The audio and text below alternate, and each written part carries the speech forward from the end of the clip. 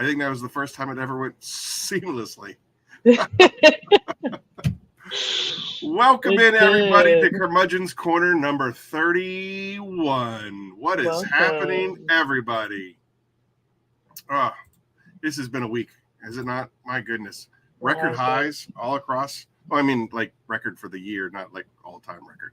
It's been hot. It's been very hot. Curmudgeon's Corner 31. Look at everybody that's here. So everybody that's here, thank you so much. There's a million places that you could possibly be on a Saturday night, and you choose to hang out with us over here at the Curmudgeon's Corner. Eileen, thank you as always for being here. You were wonderful. Thank you. The whole thing is at another level now that you're here. So thank you. Let's take a look at everybody who's popped in. Looks like let's start up at the top. Well, I mean Humberto, right? Humberto, he's been here since yesterday. David Boyce is in the house. I saw Becca, Mario Santiago, Mr. Enthusiast, Keith. Yeah, Keith. Becca. Hey, I don't think is Keith eligible for winning stuff or just donating? Keith is always eligible because he just gives his stuff away. So I think he should just be always eligible. Is that how? All right, Kimberly MC in the house. Good to see you, Kimberly. Daryl, good to see you.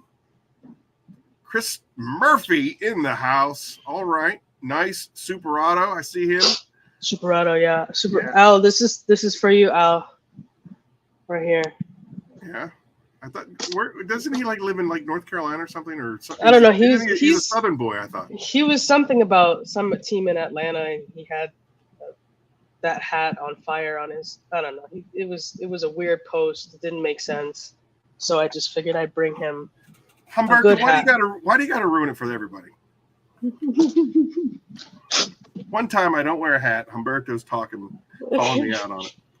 There's Tim. Go. Welcome, Tim. Hawaii Tim in the house.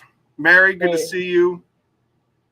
Go Braves. Apple juice time. That's right, Superado. Boom. We are going to have a few people that aren't going to be in the house, apparently, and I'm not allowed to talk a lot of smack because he's not here to defend himself. That was the orders that he gave me. But Papa Smurf is camping with his family. Oh, very nice. Like good for him. The hottest weekend of the year. Good for Papa Smurf. So. I hope he went somewhere where there's a lake.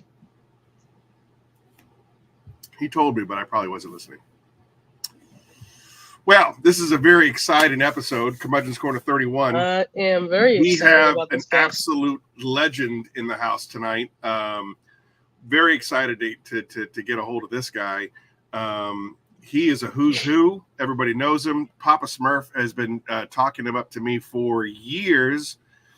And as the old curmudgeon in the house, I have deftly avoided meeting new people. So that is no longer the case. And Rick has been an absolute amazing individual. We have RAD Garage waiting backstage to come out and hang out with us.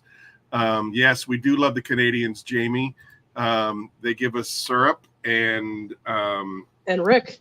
They gave us Rick. They gave us Mike Myers, Shania Twain, the Gretzky, who is, in my opinion, number 2, Mario Lemieux, in the world of hockey. If he hadn't gotten Hodgkins, I think he would have broken all the records. So fight me.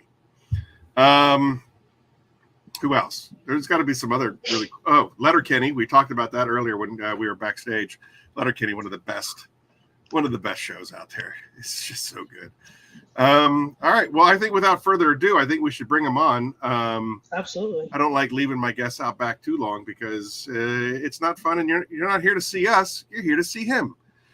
We are going to try a few things. I've been learning from the master Jamie and Eddie themselves all week. So I had a bunch of things that we're going to try differently tonight. Always just trying to evolve the podcast.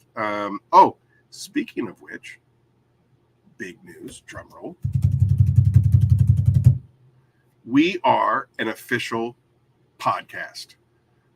As of this morning, you can now find the Curmudgeon's Corner Detailing Podcast wherever you can stream your podcasts. That is Spotify, that is iHeartRadio, that is iTunes, whatever. Yeah. on there was the big four for sure. I just dropped it. I can't remember. The apple juice is kicking in already. But yeah, so anywhere you listen to your podcast, you can now find the Curmudgeon's Corner. So that is really exciting news. Again, we're trying to build, we're not trying to monetize, but we are trying to get the word out there. And I think that the Curmudgeon's Corner is a great place to get great information. Like Fred from 2 weeks ago, we had Fred on, just learning about SEOs and search engine optimization and marketing is amazing. I think there's a lot of absolutely. And then, of course, you bring the legitimacy to the cooperation because you are a detailer. So, boop, boop, boop. All right. Anyway, without further ado, let's bring on Rick from RAD Garage. Hello, everyone. There he is. There he is. Woo! Good to see you, sir. I'm pumped up. You got me all pumped up with that intro. Thank you very much. Well, I mean, you are the man, the myth, the legend. I don't know about that. I believe the myth part. But that's what I was told. And I watched your videos, and we definitely need to get into that for a second.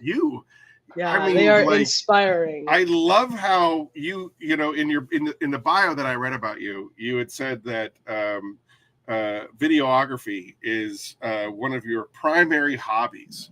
Yeah. And you began making videos in 2004. It shows that there is a passion. And I think that that's also, I don't mean to just stumble all over everything, but from what I've noticed about you, everything that you do it 100%.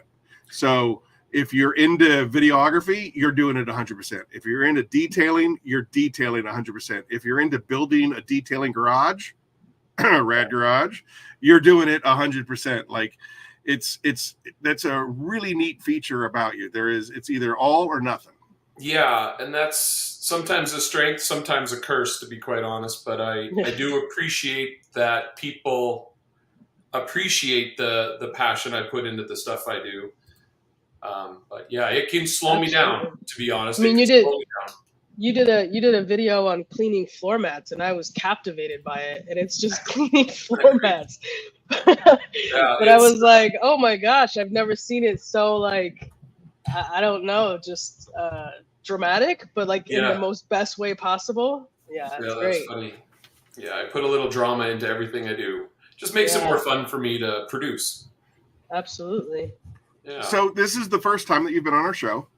Yeah. And although there's a lot of people like Jamie the Cleaner who already has the myth that the mystery stain in Rick's driveway that lives on, there's a lot of people that do know you and are familiar with you, but those that are new to the crowd, typically the first time that you're on Curmudgeon's Corner, we kind of like to hear your Batman origin story. Yeah, for sure.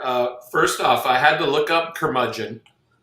I had to look up the definition, and it says that it's an ill-tempered, crusty old man.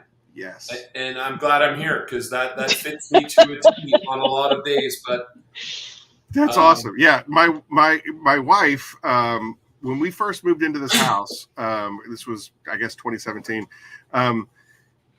She's one of the few people in the world that like gets me, and so she bought 2 rocking chairs for the front porch, and it was for my birthday, and she wrote "Happy Birthday, Curmudgeon," and then she wrote "Curmudgeon's Corner" on my rocking chair out front, because I had always told her I want to be the old man that sits there with a hose and just like if kids come by, get off my property, and you hose them down, and they're like, it's like if you want to get into the club, you got to go over to Old Man Burkett's house and steal his lawn gnome, and that way you can prove that you're worthy of being in this club. Like that's the curmudgeon that I want to be, just a cantankerous old man sitting on my porch and being angry.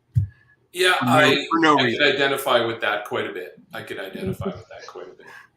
Once people get to know us, though, they know that it's just a crusty exterior and we're all soft and gooey on the inside. Right, exactly. Absolutely. It's like, but you got to get in there. You got to be in that inner circle before you can find that out. Otherwise, I'm going to hit you with the hose. Yeah. The reason we're connecting today, quite honestly, is just because I've always had a love of garages.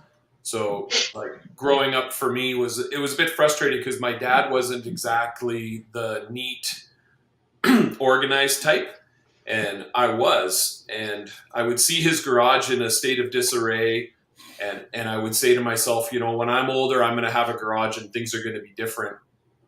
And in 2010, that was the first time my wife and I moved into a house that had a garage, and it was just I don't know, like an upward trend or a downward slide. I don't know what you want to say, but it's just sort of been an evolution. And so then I'd say about 5 or 6 years ago, I brought in my love of making videos, and then that just sort of spiraled out, not out of control, but you know, I went down the rabbit hole with that, and that's how we got to where we are. And along the way, I've picked up a lot of supporters, and I've met a lot of new friends, and a lot of, you know, people that share the same passion.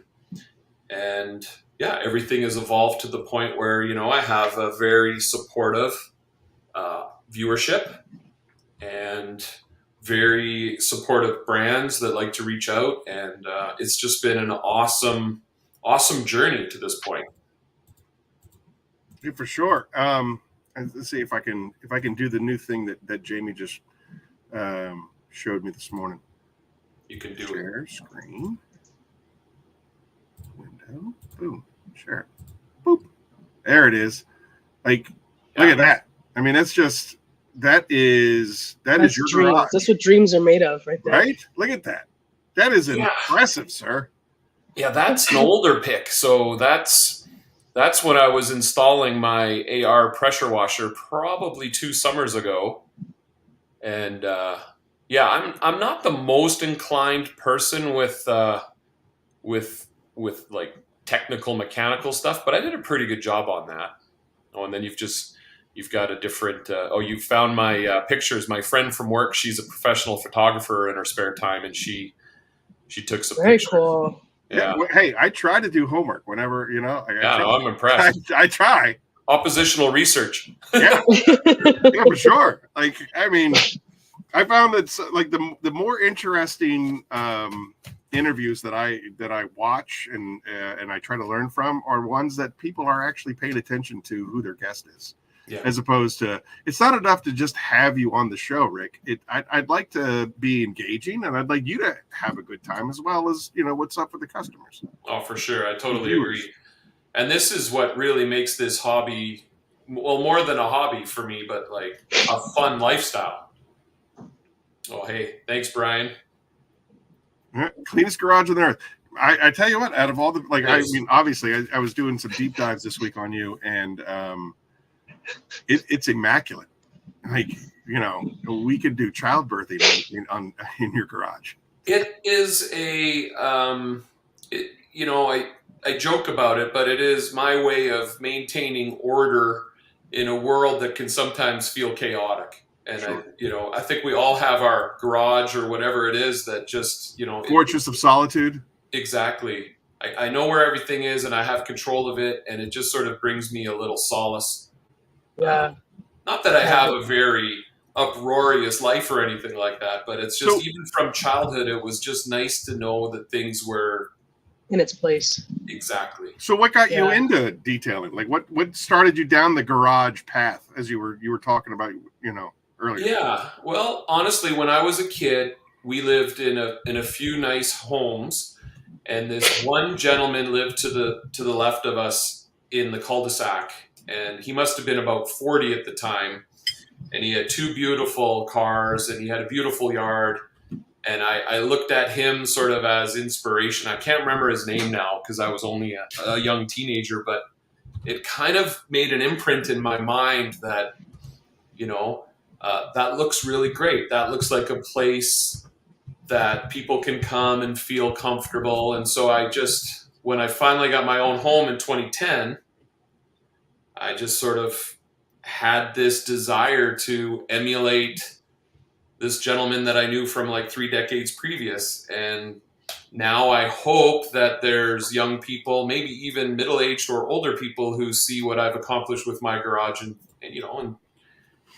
derive some enjoyment from it or some inspiration. And and I have met. Go ahead. What do you feel out of everything that you create is the most inspirational for you? Is it the video editing? Is it the trying new products? Is it the detailing aspect? Like, what part of it that inspires you or drives you to do what you do the most? Wow, you come up with a pretty strong question there. Holy, that's a good question. That's why she got hired. Yeah, I can see why. You know, that my answer to this might change over, I assume it probably over will, the weeks, but as I enter close to the end of the school year, so I've got one more week of teaching left, and then I have 6 or 7 weeks of holidays. My inspiration is just having an entire day to dedicate it to it, just enjoying detailing, you know, just enjoying the calmness that it brings me, because I am not a professional, and right. I do this purely because I enjoy doing it, and anything that comes from it as far as like a little extra money on the side and everything is a definite bonus, don't get me wrong, but I really do it to just relax. And so when I know I have a project set up for that day, having my morning coffee and then heading into the garage and knowing that this is just me and what I want to do today, it just it's like a therapy session. Totally. Yeah. So if you don't mind me just cannonballing your comment. So how did that translate? I mean, the garage translating into detailing, because like my dad, he always he has a garage not nearly as kept up as yours, but it's the exact opposite, where his fortress of solitude is woodworking.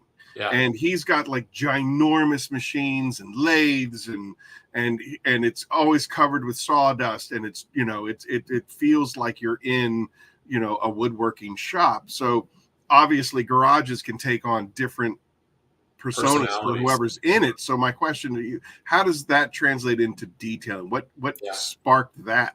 Well, I think it's a great question. Thank you, Aaron. I think there was a friend of mine named Greg. He came over about 6 months after we moved into this house, and I was painting the garage and I was organizing it. And he said, "Man, this place looks like a detail shop." And I was like, you know what? That's kind of what I'm going for, but I hadn't really committed. And I think he really planted a seed. And the decisions I made going forward with organizing my garage were based around how can this also help me advance my love of detailing? And at the time, I was not anything more average, probably below average DIY detailer. And I still feel like there's a lot to learn. There is. But I think the garage just seemed to take all these different evolutionary steps towards becoming, I'd like to see it as a place a professional detailer could come and relax in and get away from the hustle bustle of having to be profitable and having to be efficient with your time and just enjoy it. So it's sort of like where you go to find the love again. It's back to what I said before, what you said before about it's therapeutic to be in a place where things are, at hand and efficient. Right. So. All right. Well, so everybody, just so you know, Rick is in the middle of grading season. So we do want to be very mindful of his time. So we're going to kind of reorder some things around a little bit. Eileen's probably going to just jump right into the then and now segment that we've implemented. So she's going to hammer out some things between her and Rick. And then when Rick does have to bounce out of here in about a little less than an hour, Eileen and I will continue on and, just be silly like we always are and cover the birthday bash for next month and stuff like that. So I'm going to turn the mic over pretty much to Eileen. And if you want to get started on the then and now, we can jump right into that. Yeah, absolutely. All right, Rick. Let's see here. So the first question is, what is a tool that you bought that you feel now you could have waited or never purchased at all?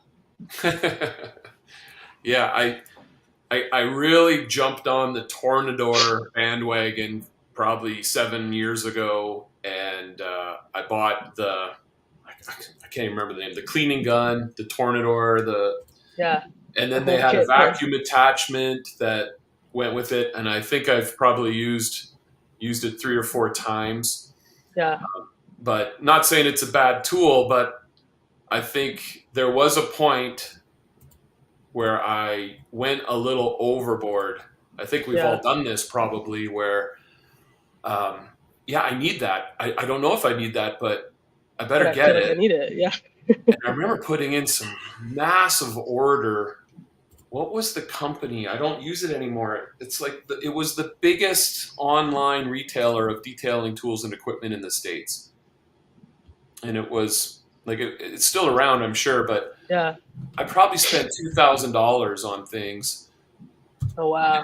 And I hadn't even really learned enough. So yeah, I think I was very guilty of that. And I still have these Tornador tools in my garage, and I'm like, you got to start using these things, but I just never do.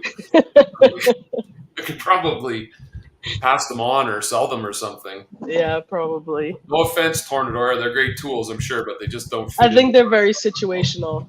Yeah. Yeah. Okay. What is one thing in your arsenal that if you are missing on your next detail project, you'd struggle or kick yourself for not having? Well, like I could do an obvious answer, or I could do sort of my obvious answer to that one would be my pressure washer. Yeah. I feel like I need one on standby just for the day. Hopefully it never comes, but the day that my pressure washer gives out, I would be in pieces. Right. And luckily, knock on wood, I haven't had that issue. But yeah, my pressure washer is precious. Yeah. You know, the way I like to do things, it's very important to me, and it's been a great upgrade. I have the AR630 TSS, and it's been nice. Just a wonderful workhorse. Something that maybe isn't so obvious that I don't know if I could live without. I'll have to think on that. But I have a mat wall where it's just a piece of stainless steel on the side of my garage with these mat clamps. Yeah. And when I'm working on an interior detail, I'm just so happy to have the mats up and out of the way. So if something were to happen, I don't know what would ever happen to a wall, but I would be a little bit beside myself. Yeah, that is one pretty cool wall, though. Oh, do you know it? You've seen it? I've seen it. Yeah, I've definitely seen it. It's pretty cool. I do all of my stuff mobilely, and so I always see when I see that, when you get clips of that in your video, I'm like so envious of it, because I'm like, I wish I had a wall like that. I never take it. If not, I'm like, I'm just holding the mats in the air. Holding the mat and spraying it, and then it goes all over the place. You know, I still do that too. Yeah. Alrighty, what is a skill that you learned that has proven to be the most beneficial for you as a detailer or as a business? But for you, it's your detailing. Not slapping children. Yeah.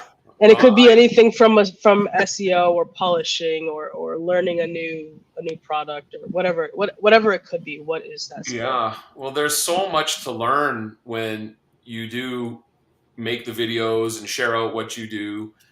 And I have so much respect for everyone who produces content. It's not easy. I think the skill I developed right from the start was patience. So I'm going to take this question, I'm going to take it in a little bit different direction, but I could not even come close to achieving what I want to achieve if I wasn't patient. And I do find sometimes when I'm in the throes of a project, I get a little impatient. Right. And when that happens, I start to lose all fun, and I have to take a break. I don't know about you, but I find when I'm in a project, I don't eat, and I just keep going, and I get the blinders on, and then I run into some little frustration, and all of a sudden I'm like, oh, I'm hangry. I'm hangry. I need to slow down here. And Oh, yeah. I'm Oh, so yeah, guilty that of happens. that. That happens Yeah. a lot, especially the hotter it gets, and like it just like it's hot, and that suppresses my hunger to begin with, and then all of a sudden I come out of it, and it's just like I want to smash something. Yeah. It's like one of those Snickers commercials. Hey, maybe you should try this. Getting a little hangry. I hope I'm not. Well, I hope people aren't like that, but I do sort of like abuse myself when I'm in a big project, and I'll start something at 8 in the morning and I'll go till 8 in the evening, and I'll neglect drinking, eating, taking a break because you know, just too focused. well, and when I'm doing a video, the way I do them, like the car's going to be wet for a little while. I can't just like walk away and leave the car wet. Right. But then if I dry it, well, I have to video me artistically drying it. And so one thing leads to another and it snowballs. And then, you know, hours go by and I'm so angry and hungry and grumpy, a real curmudgeon. There it is. So pacing yourself and being patient with it. And when I am patient with things, that's when I really enjoy it. Like, my friend Justin from Coach Kimmy, he was here last summer and he was just like baffled by how long I could spend just cleaning a wheel. And, you know, we can sometimes be too quick and sometimes be too slow, but I definitely... Now, do you find that like your meticulous nature is more oriented for the video? Like you would spend more time doing it because the camera's on, or is it just a bonus? Yeah. So... Well, if I did the exact same project without filming, it would still be the same project. But the filming process is I get so obsessed with it that it starts to challenge my own patience, to be quite honest. Right. And wheels and the foam, I can't let a shot go. So I'm like, oh, I got to reposition the camera, and it just, if I haven't rested and if I have time crunch as well, I don't enjoy it as much. So like back to the original question, like patience is a skill that has to be mastered or you will lose the enjoyment aspect of it. Yeah. Now this next question might be a little bit controversial, but, Pan says he does the same thing. What's wrong with you Canadian people? Is that racist? Is being Canadian a race? What exactly? How do you define? What is that? How does that work?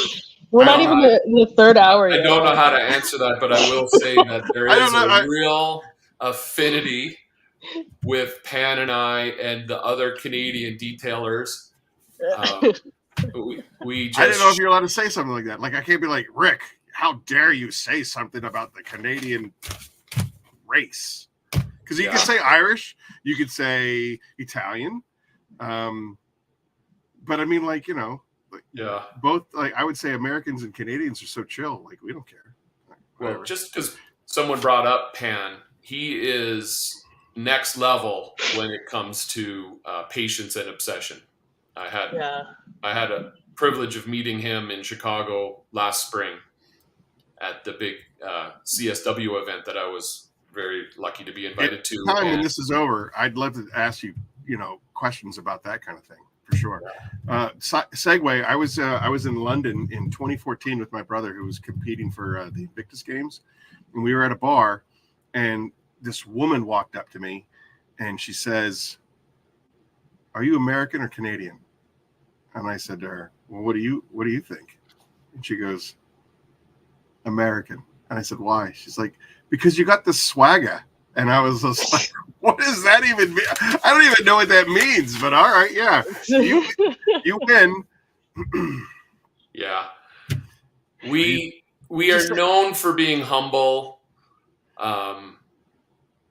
I kind of, but there's still a kinship. Like, I mean, she hit the right continent, I hadn't spoken to her. I hadn't said anything to her. And I mean, of course, there's a whole bunch of like disabled Marines behind me. So that might've tipped her off, but she was like, "Are you Canadian or American?" And I said, "What do you think?" Yeah, I did a little bit of traveling. My wife and I lived overseas for over I was 10 going to ask. years. I was going to ask you that question. In 2008, when my wife and I returned from many years of overseas life, what is that all about? Yeah, so when we graduated with our teaching degrees, there were no teaching jobs where we lived. So through happenstance, we ended up getting jobs in New Zealand, and then we went to South Korea, and then we went to Japan teaching at international schools. So I kind of really learned what being Canadian meant, because you start mixing with people from other countries and you start to see the differences, but you also see the similarities. And I'm a proud Canadian. I think Canadians are pretty loved, pretty respected. We Absolutely. Well, listen, I will say that, and I have to be completely honest. Canadians, a Canadian holds the longest range sniper shot ever made on the planet. It's like, is that right? It was over a mile long against, it was in Afghanistan. They were using American U.S. bullets, but I mean, it was a Canadian that made the shot. So, again, there's another collaboration there between, Americans and Canadian brothers is all I'm saying. But you do hold the record for that, which I'm kind of jealous of. Well, I think we also hold the record for the best relationship between two countries. Besides the whole 1812 incident we won't get into, America and Canada have been staunch allies, despite little differences along the way. I can sit down with any American anytime, anywhere, and find common ground and just get along. Yeah.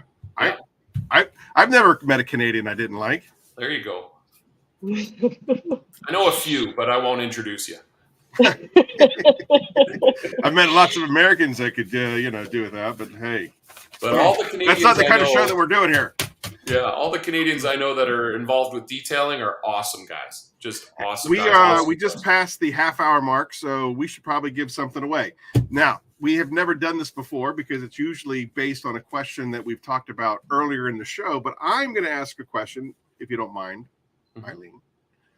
I'm going to ask a question that Papa Smurf tipped me off to, that you have to be a true fan of Rick to know the answer to.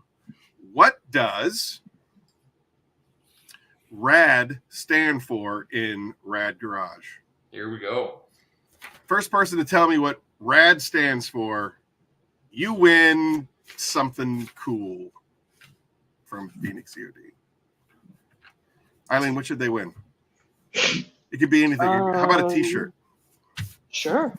All right. You win a t-shirt. You win a Phoenix E.O.D. t-shirt if you can tell me Rick, awesome detailer. Close. Rick, some good guesses, detailer. But no radical. Answer yet. Nope. Rick, up. Unless somebody got it before Tim from Shine Your Light, Tim gets a t-shirt. That's not it. That's not it? That's not RAD. Oh, wait. No, that's right. That's not RAD. Da-da-da-da. Never mind. Sorry. This could be a tough one. People have elements of it, but no one's put the three together. Yeah. Thank God. I screwed that up.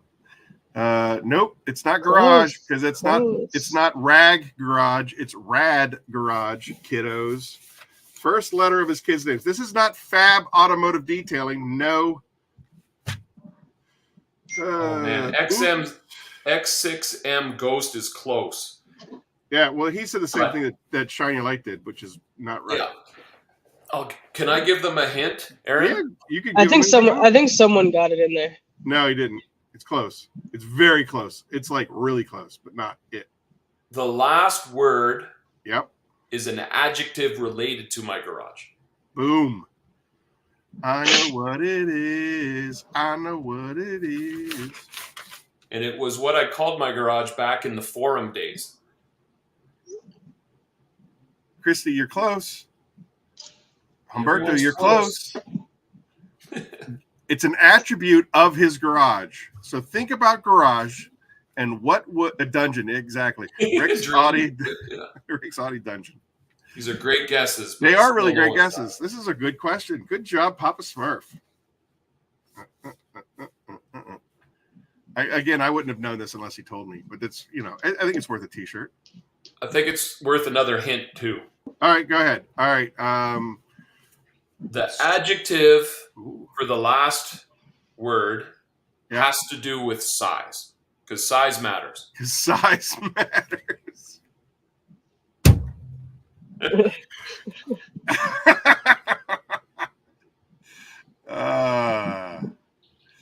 Size does matter. Holy moly! It's only a half hour into this, and I haven't even had my first class. We're talking. I don't size think matters. anyone's going to get it. I don't think so either. So my dream one day, I don't think I'll ever chase this, would be to have a triple garage. Why did you just give him the trophy, Rick? In the States, I think you'd say a 3-car. We would say a triple, maybe. My garage is a 2-car garage. Do you like jump rope, Rick? Yeah, I do. I like that Dutch. Yeah, that Dutch kind of jump roping. Yeah, there it is. Boom. It's about time. DS. Jesus, we worked for that. Woo. I think we all deserve a I should've just t-shirt put at it up this on point. the screen. Yes, Rick's Audi double. That is correctamundo. All right, DS. Congratulations for a T-shirt. Send me your Aaron at phoenixeod.com. That would be the email address to give me your shipping information, and include your phone number so that I can enter it into the shipping program so it'll remember you and send you tracking information. Also, while you're at it, go ahead and smash that like and subscribe button. Truly appreciate your support for the show. Congratulations to DS.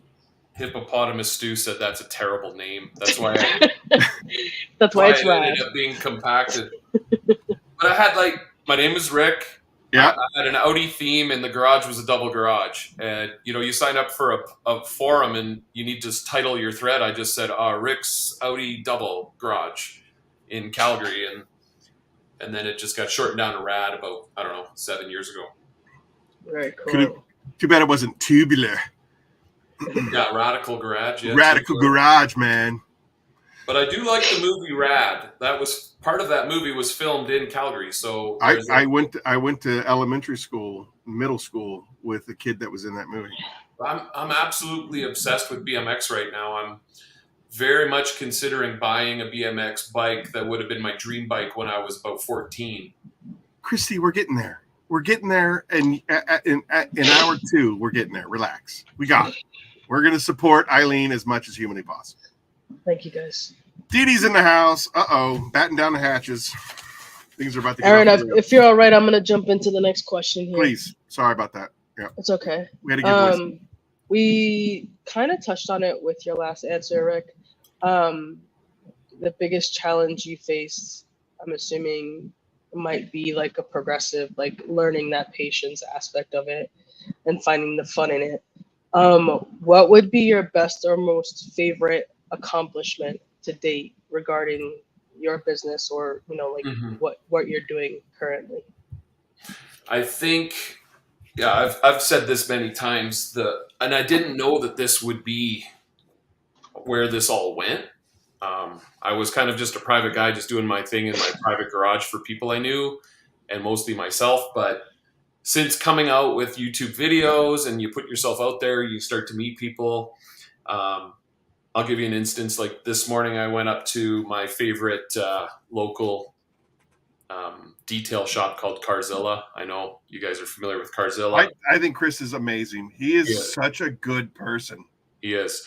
And I wish he'd come out of his shell a little more so people could get to know Chris that don't deal with him like you do, Aaron. But I bought my first polisher from him. Yeah, he's everything to me. Like, he's been so supportive. But I took my friend Jeremy up there because Jeremy's getting the detailing bug and he needed some guidance and what to get.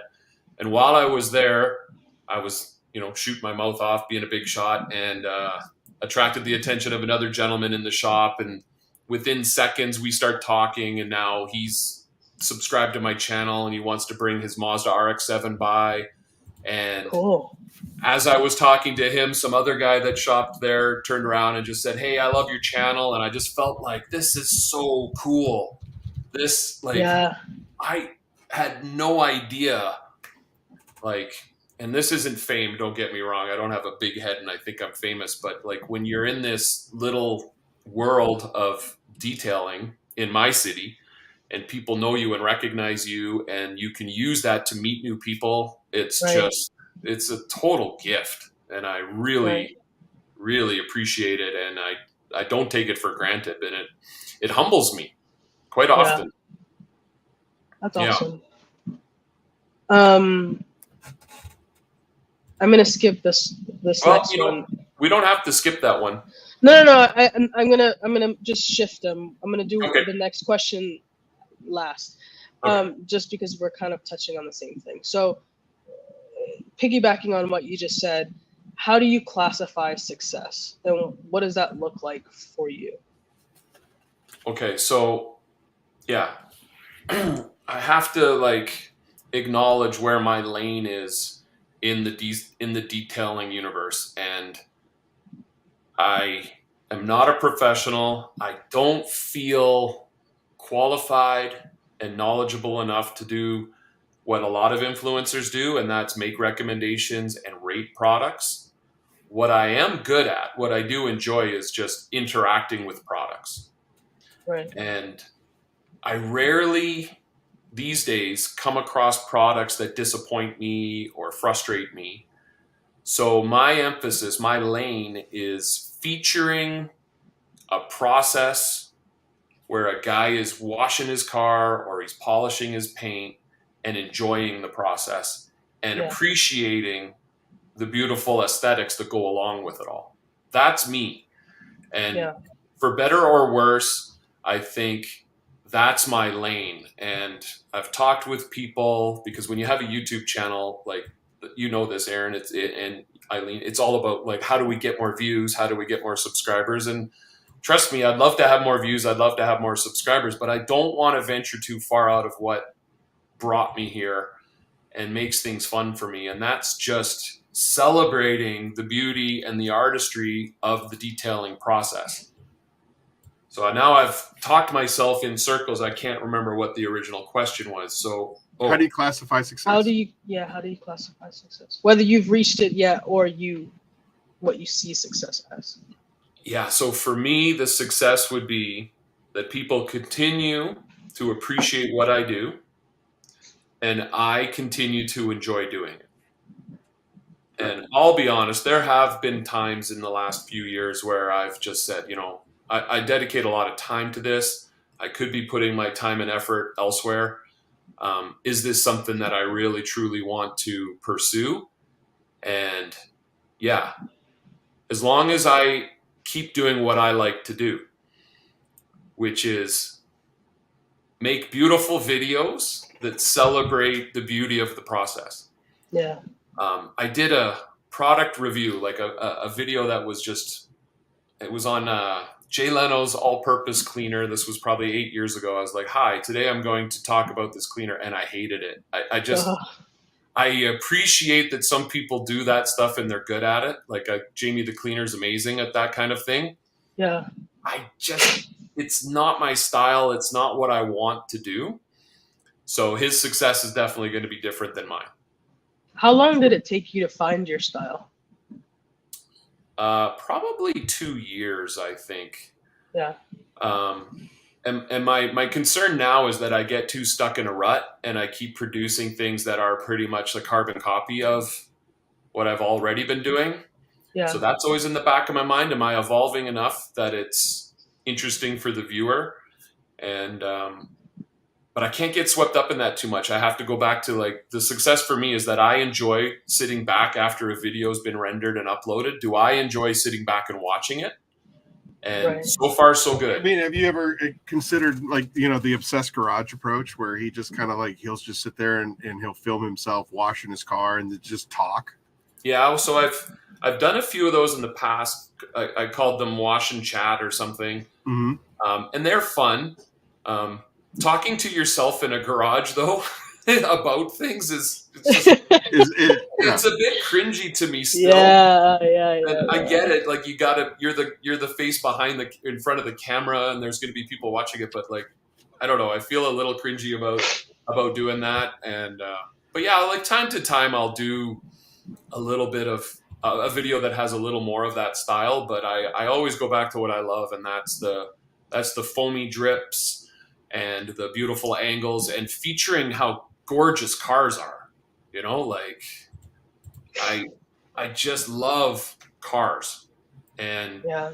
detailing allows you to interact with a car in ways other people don't ever get to do. You know, changing the oil on a car, I don't know if you get to appreciate the beauty and design of that car Right. the way a detailer does, you know? So yeah, that's my success, is like, have I created a video that I can sit back and be proud of and enjoy watching? And I'll be honest, I've watched some of my videos 50, 100 times. Yeah. And, you know, if I go back too far, though, I start to get a little bit twitchy because I shouldn't have done it that way, or, you know, but Yeah. You get too critical of yeah, yourself. exactly. Yeah. What social media platform have you had the most success with? I'm assuming YouTube, but I could be wrong. Yeah, YouTube's opened a lot of doors. Anyone who's on YouTube will agree that it's a pretty frustrating platform, in that, especially for me, like, this isn't my full-time thing, so I can't be as consistent as you must in order for the algorithm to recognize you and support you. Right. Yeah, I would say that all four of my horsemen have told me time and time again about how the algorithm is they're so beyond frustrated. I'm sure you've seen Phil Miranda's videos where he's just like, I at some point I just want to just quit YouTube, the way they jerk me around. Yep.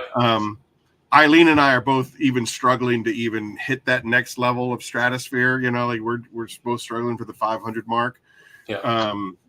And again, for me, it's just about, I think that, like, you know, interviews with you and hanging out with guys and gals like you in the industry, for me, that's my fun. Like you were talking about, you know, the catharticness of the detailing in the garage and stuff like that. Like, I got into this whole business on a fluke, but the relationships that I've been able to form with, you know, the people that are watching the show right now, and, you know, and the influencers and you, and just, you know, like for me, those relationships, that's what keeps me going. And, you know, and I'll have, like, you know, Rick Smith, he'll chime in, he'll text me, you know, on a daily basis. Hey, how's Phoenix going today? How you feeling? How you doing? You know, and it's like those kind of like shots in the arms where you hear me talk about this being a family over and over and over again, because it's really how a family interacts. We cut on each other, we dig on each other, but at the end of it all, we really want to make sure that we're all taken care of and that we're all doing okay, and that, you know, we're all humans in the human race, just trying to make it. And, you know, here's a great example of this. Eddie, earlier today, you know, we've been having some troubles with the emulsifier in the Titan. And Eddie was just like, you know, the old me would have Sparta, you know, 300 you right into a pit, you know, but now I want to make sure that you're okay, and that we're fixing the problem, and we're exploring different ways to fix the problem. And it's those kind of relationships that keep me in the game, because there are times when it gets really, really, really, really hard, and you have a problem like an emulsifier that comes out sideways, and you don't understand why it's happening now when it didn't happen in the beginning. And and you kind of lose a little bit of faith, and you lose a little bit of hope, and you start to sink into the pit. And then you got a guy, you know, like every single person in this chat right now will reach out at one point or another and just be like, hey, just want to make sure you're doing okay. Love what you're doing. Love the process. Keep doing what you're doing. And you're just like, all right, maybe I got in a little too deep, but I'm regaining myself, and I'm pulling myself back together, and we're moving forward. So again, this really, to me, this whole thing, So Cleen, Phoenix, the chats, all of this stuff, being able to communicate with the crowd, you know, like this is my family, and this is what keeps me going day in, day out, week in, week out. We are approaching year 3. Next month will be year 3 for Phoenix. And I literally could not have done it without every single person here and not here that's been supportive of Phoenix E.O.D. So That's my 2 cents. I'm sorry. No, you know, social media does get a bad rap because of negativity and toxicity that can happen. But I made a video short a year ago where I used that track of nobody is supporting you more than another influencer or something like. I can't remember how the track went, and I showed video of Phil Miranda, video of Jason Otterness, Pan, and it really is a strong fraternity. And it's a supportive community. And if you are aggressive and you're agitating, you don't really stick around a long time. I don't find. So that's one thing that's kept me part of this community is it's positive, you know, for the most part. But back to YouTube, I think YouTube feeds off of negativity and controversy. So if you want your channel to blow up real fast, you got to be, you know. And I poke fun at that a little bit sometimes with my titles, like, you know, YouTuber is triggered by rinseless wash or something like that. Like, I just, YouTube is like, what a awesome company they have where they do very little, and all the work is done by people who don't work for YouTube. Yeah. And we create all the content, and they get all the money, you know. And if you put down the camera for a week or a month, you could lose all your momentum. Like, it's vindictive. But until something better comes along, it's what I've got. And I like my channel. I think I've cultivated a nice channel. You can go back and look at 200 plus videos, and I don't think any of them are like, I don't know, poor quality, but yeah, YouTube is definitely the social platform that's put me where I am. Yeah. Sure. You know, the thing is, I don't. It's weird for me. It's almost hypocrisy. Yeah. Where, like, I want to be successful on YouTube, as in like getting more subscribers and having more people listen to the channel and the show and things of that nature.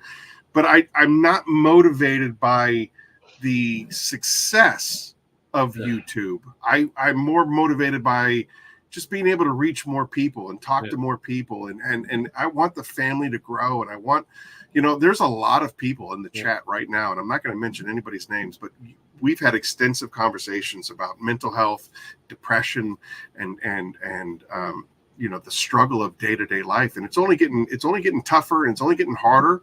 You know, the more diversified we become, the more the economy becomes unstable. It's becoming harder for every single person on an individual level. And to realize, especially for me, to realize that I'm not alone, that I'm not here by myself, and that I do have people that I can talk to, that I can share with. You know, just the other day, like 2 days ago, I pretty much broke down on Christian from BioBomb. He called me just to see how I was doing, and he kind of caught me at a bad moment. And I said, dude, I'm struggling. I'm struggling. And it was like in the heart of the whole emulsifier thing. It really hit me sideways, and he let me talk. And then for like the next 20 minutes, he just kept encouraging me and encouraging me and encouraging me and encouraging me. And I think that ultimately is what my mission, my goal, the Pay It Forward campaign at the end of the year, which I got it before I let you go. I do have to talk to you about that. Like, that's what it's all about for me, and that's what keeps me going. And I know that there's so many people out there that are hurting, but they don't have to hurt by themselves. You know what I mean? Like, you know, I was in the Army. My dad was in the Marines. My brother was in the Marines. It's that in the foxhole mentality. You might be in the thick of the battle, but you're not in the battle by yourself. And that's ultimately what I want to continue to push forward. As long as I have a platform, as long as YouTube can be successful, as long as all of these things can be successful. And Phoenix, the company, just gives me that media, that platform to be able to do what my real goal is, and that is to promote this community, to promote this you can't say brotherhood, sisterhood, familyhood, whatever that is, that family synergistic. We're not in this struggle fight alone. We're in this together. So again, I'm grandstanding. I apologize, but for me, Phoenix is secondary for what I think we really truly can achieve together. Well, I think you're going to have to rename Curmudgeon's Corner to something else now, because you don't sound like a curmudgeon to me, Aaron. Yeah, but we're not doing it, so I'm angry. He's not. He's not. Sound He is like not. cuddly, He wants. cuddly He corner, wants to be. It needs to be teddy bear cuddly, corner. caring corner with Aaron. The safe space with Aaron and Eileen. Well, this is what I love about Americans. You're not afraid to be vulnerable. We Canadians, we're going to be more stoic than that. We're not going to put it out there like that. I appreciate that. Good My you. grandfather probably just slapped me 3 times if he was here. He was like, "Shut up! Suck it up, you punk!" That was good. That was powerful. And you're right. It's like social media allows you to connect with people in a positive way. You've done your job and it's done its job. Yeah, for sure. So again, I want to be mindful of your time. We are coming up on the 1 hour mark. I do want to. I've been told, Eileen. I apologize for jumping on your segment. I've been told that you. Well, as a matter of fact, I've been told by you yourself. Oh, confession time. Yeah. One rule I follow is to only store things I can use. If something doesn't see regular use, it doesn't stay in the garage. Strict adherence to this cardinal rule ensures my space is optimized and free of senseless clutter. That's really well written. I wrote that? You did. Yeah. And for the most part, I'd say 95% of the time I follow that. But, we all have those things, though, that we hold on to and we say to ourselves, I'm going to use this. Well, yeah, you had a whole video about you reorganizing everything. Yeah, look at that. Just throwing, I'd like to bring attention to the bottom corner of I got scared a little bit because I didn't see it.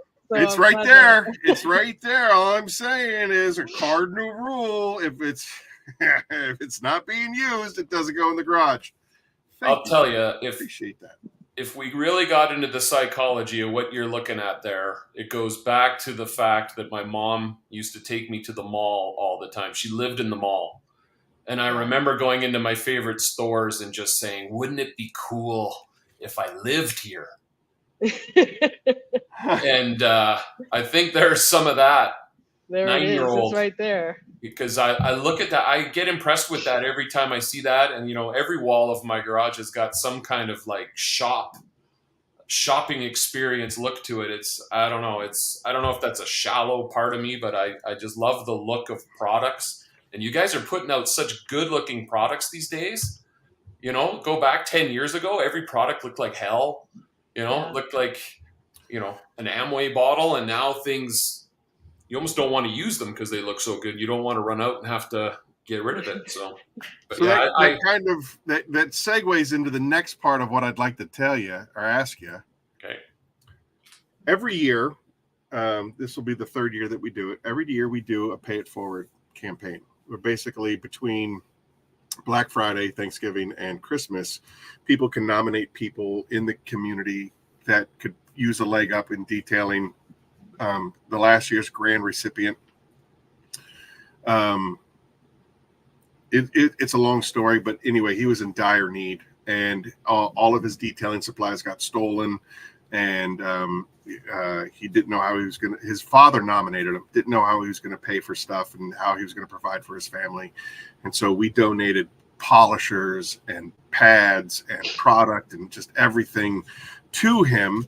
And I was told by a fellow in the community that you have a tendency to give away stuff that you're not using, that it accumulates and piles up. And I would love to be on your radar for anything that you can't use or don't want to use. It doesn't have to be new. It can be used. It can be whatever. You tried it. Maybe you didn't like it. You tried it. It's good, but you don't have use for it. You never tried it. You don't plan on trying it, whatever, for whatever reason. And this goes for everybody that's listening.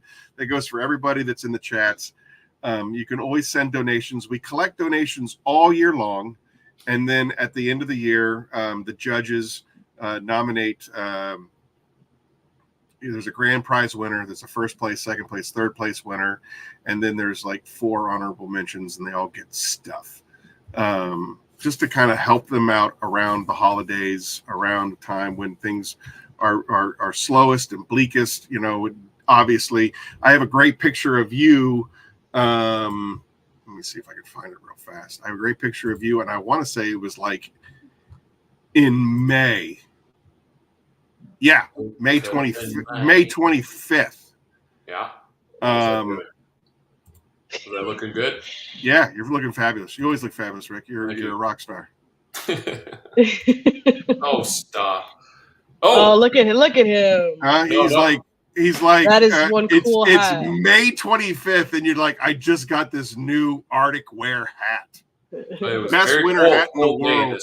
And I was just thinking, like, are you still under snow in May 25th? Are you still under snow? You know what? It was actually a nice day. My neighbor was having a garage sale, and they had that hat for sale. Oh, okay. That is cool. But it was chilly, but it wasn't Arctic. Well, Aaron, I'd love to be a part of that. Would me sending along a Carzilla gift card be absolutely? We'll give away everything and anything. Everything and anything we can do. Like again, it's about paying it forward, and like people get nominated, and it's just like, hey, I know this person. They could probably use a shot in the arm. They could probably use whatever. And I mean, and if they can get something from Carzilla, it's the same thing as whatever. And again, like we'll do the, obviously you'll get acknowledged for it, and there are some people that donate that don't want to like. Right. Here, give it.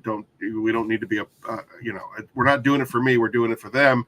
But at the same time, we do want to acknowledge how this community takes care of this community. This family takes care of this family. So anything you can do, any stuff that you don't have or need or want towards the end of the year, like I said, we're always collecting. And we're always, we're going to get, and we give away everything. So like at the end, and I say this at every pay it forward, when we announce the awards, if we don't collect anything throughout the year, then there's nothing to give. This is 100% by the people, for the people, by this community, for this community. So, we're not doing those. What do they call it? Super chats or whatever it is, where they don't. It's like no. We want to. I was telling Eddie earlier. My end game is to be a nonprofit for the Pay It Forward campaign. Like I would love for that at some point to be able to transition into a whole separate entity. Pay It Forward. Let's do something for this world that.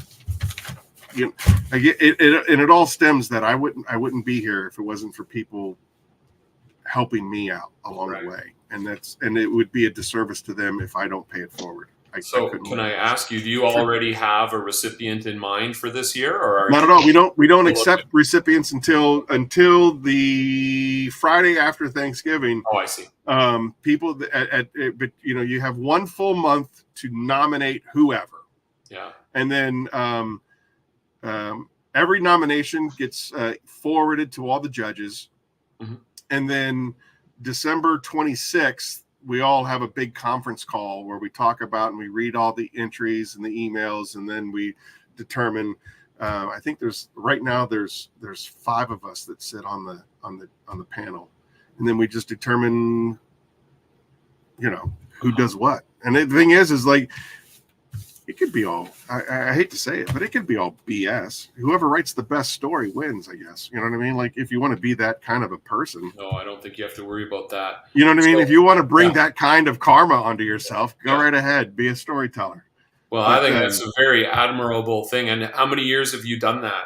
Well, Phoenix opened the doors July of 2021. So we've done it for 2 years, and this will be our 3rd year.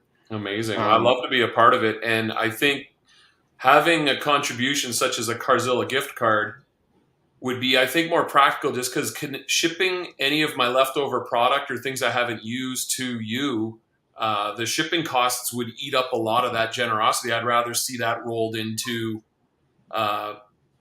benefiting the recipient rather than benefiting Canada Post, if you know what I mean. No, you're absolutely right. You're Put me absolutely down. right. I mean, I'd figure it out.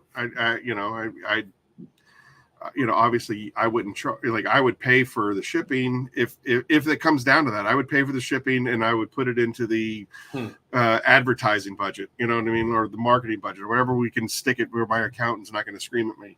Well, I think I would really like to have Chris at Carzilla and I contribute to this, so that absolutely. I would love that, and I mean, definitely put you both down as like a corporate sponsor, and we'll promote you guys and give you the, especially Carzilla, because Carzilla does deserve the adulation of being, how awesome he is. I know that he's done a lot of great things. He's very supportive of his community. He definitely is. He's done a lot for. He really is, and sure. I know he would, and so would I like to be a part of that. And I just want to say to you that that's really awesome. That I didn't know you did that. That's really awesome, man. Thanks. It was actually there's a guy Ryan out of California who really helped me with all of this, both first year and second year. Like I said, he had a ton of stuff in his garage, and he was just like, we can find a better place than it just sitting in the corner of my garage. And so he sent me totes of stuff. And then Brian from Fab sent me pads and things of that nature. And it's starting to become a snowball. It's really taken hold. And I just, as long as we can continue to get the word out, and again, it's donations. So it doesn't have to be brand new. It doesn't have to be, cutting edge stuff. It's like, hey, I don't really have a use for this. Maybe somebody else can use it. And it's like, yeah, let's do that. And there's a guy, Rick Smith Richard Seam. Richard Seam was our recipient for our first year. He was the grand prize winner. And what he does is he teaches detailing to underprivileged kids. Wow. Keeping them off the streets, teaching them a skill. And so he's like, yeah, anything you can send me, I would love, that way I can help more kids do more stuff. So we sent him polishers and polishers and chemicals and pads, and some of it's used, some of it's not, some half empty bottle, full bottle, who gives a rat? As long as it's fueling the community. And then he ended up donating half of the machines that he got. He ended up donating them to other people. So again, it's the pay it forward. And that's what we're trying to do, is pay it forward. And I just think that I just want to leave the world a little better than when I found it. That's all. That's my mission. I really don't find you to be much of a curmudgeon. It's welcome to the cuddly corner. Yeah, the comfy, cozy, comfortable, supportive corner with Aaron. I don't like it. I don't like it at all. I hate everything. Lies. Yeah, you lie. You lie. All right. Anyway. It is well past 1 hour mark. We should, Eileen, you and I should probably give something away. Rick, you're welcome to stay. I don't want to keep you from your real world. I gotta go. I gotta do all my reports. So I will say goodbye, and I'll say thank you for giving me this opportunity to join you on the 31st episode of Curmudgeon's Corner. In 2 weeks, thank you. I sent you an email. I don't know if you got it or not. In 2 weeks, we are doing the 3rd birthday for Phoenix E.O.D. We're going to have a whole bunch of people come on. Everybody that's ever been on Curmudgeon's Corner is going to be able to do a guest appearance. We'd love to have you back in 2 weeks, even if it's for just 20 minutes, just to pop in, say hi. I'll be there. I love that you've been so generous with your time. Thank you for coming on the show. Again, you are a legend in the community. You are. Absolutely. Listen, Papa Smurf has been chirping in my ear about you for years. And he's such a great guy. He's this, he's that, and I got to witness it firsthand. Thank you for your time, Rick. Thank you all. Seriously, you're a beautiful human. Thank you. Thank you. Thanks so much. All right. I'll see you in a couple weeks. All right. I'll see you too. All right. See you, everybody. Thanks, brother. Appreciate you. Be rad. Bye, Rick. Bye. Whew. That was awesome. Absolutely. Man is a fireball. He really is. And I mean, we only scratched the surface of everything that, I mean, I had like 2 pages worth of stuff that I wanted to talk to him about, but we get sidetracked so quickly. The time flies on Curmudgeon's Corner. Yes, it does. All right. So let's talk about you, Eileen, shall we?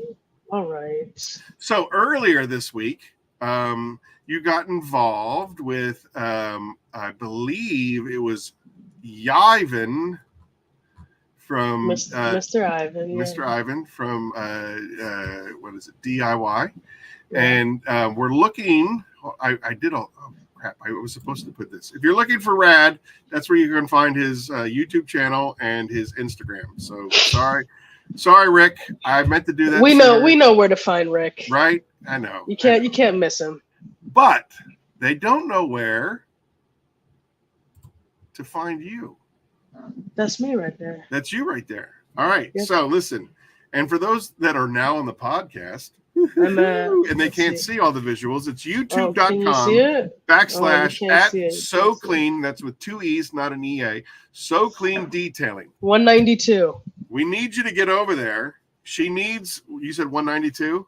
I'm at 192. So she needs 58 more people to qualify for this contest that another legend of the industry, Ivan, is, I guess he's doing like a, hey, how to build your stuff contest or something like that. And we just need people to go over to Eileen's channel and subscribe to her. I don't think, I don't even think, we might be, I don't even know where I'm at. I think I'm around 300 something. See, look at you. We're not very big. We don't need to be very big. You know, we are a grassroots organization, and we'll get there eventually, hopefully. Apparently, I'm supposed to put out more content. Brand ambassador. I'm supposed to put out more content and not rely so much on these live streams. But all right, it is what it is.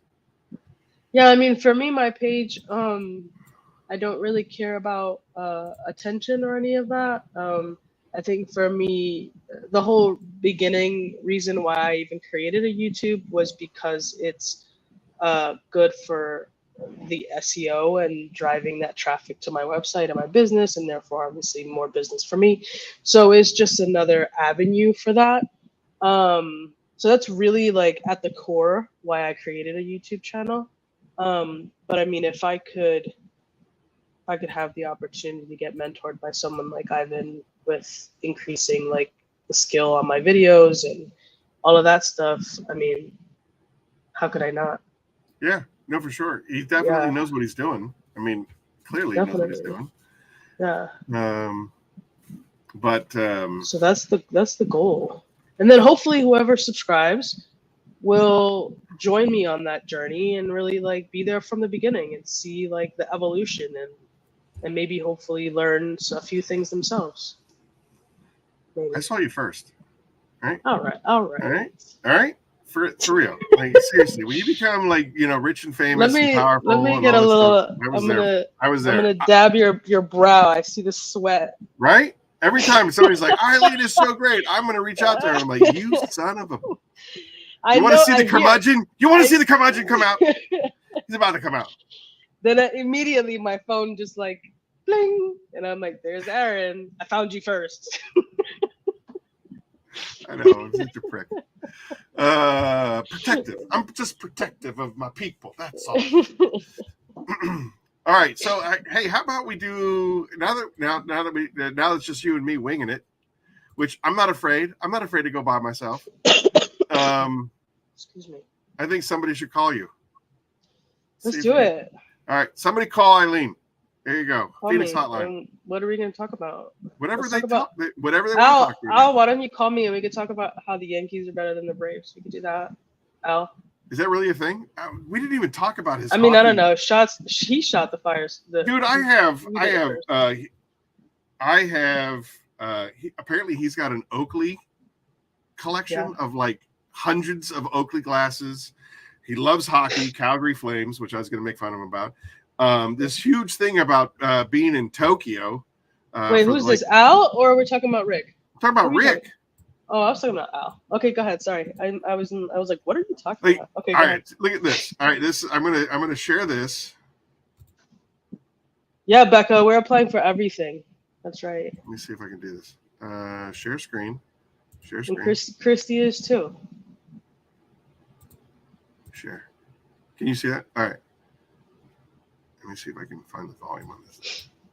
So I was like, oh my goodness, he's into anime. I was like all geeking out on him. And then. Oh, look at that. Very cool. Can you hear this at all? No, I can't hear anything. There's no sound at all? I don't hear anything. Nothing. Nope. What am I supposed to be hearing? Is it supposed to like make like a? Yeah, it's supposed to be him talking. Oh, Rick talking, Yeah. or this transformer thing talking?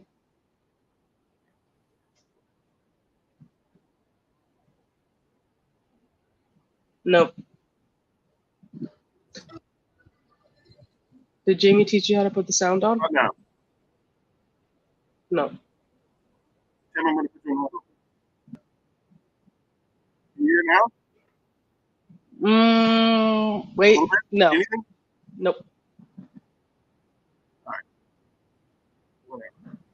All It's all right. It looks cool.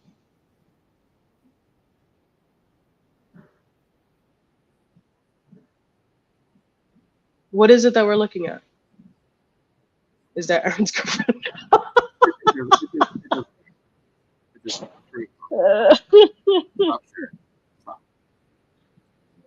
Oh wait, I think I hear something. I think I broke it. Yeah, I think so. What are we looking at? Because now we're on Spotify and iTunes. So sometimes people may be listening to this podcast later on down the line and they can't see what it is you just put up. So Well, that's why the sound was really important. What were we looking at just basically now? he went to Tokyo and he saw this ginormous robot come to life. And he goes, people of the Earth, we're in trouble. The Autobots are here. But it's not an Autobot, it's a Gundam. And like, so at first I was there's he's a difference. really, really cool into like, but then he made that reference and then you're like, no, forget wait it. a second. Wait, what? That doesn't make any sense. So anyway, I got somebody on hold that would like to speak to Eileen. Oh my God, our I'm first nervous. caller. Who of course, you know who the first caller is. It's Tim. Hi, you're on the air. Yes, I just wanted to go on record saying that I found Eileen first. It's Tim. So because Eileen's the best. Right? Maybe I don't quite remember it that way. My memory might be a little hazy. I think. For the record, Adrian. So wait. I was communicating with Eileen first on Instagram, and then she met Adrian. No, she says Adrian came first. Who came first, the chicken or the egg? Tim. Adrian or Tim? Fire. Two detailing dudes. On fire. Can you hear him at all? Is that working? I love you, Tim. Is it working? You. I hear him. Okay, good. It's way behind the times. I don't know. It's probably because you're like in a 5-hour delay being in Hawaii. We're talking to you. Where in the world is Tim McLaughlin? We're talking to you from the future, Tim. So yeah, can you hear it? Yeah. So you're down coming across the Instagram now saying it's 5-hour delay.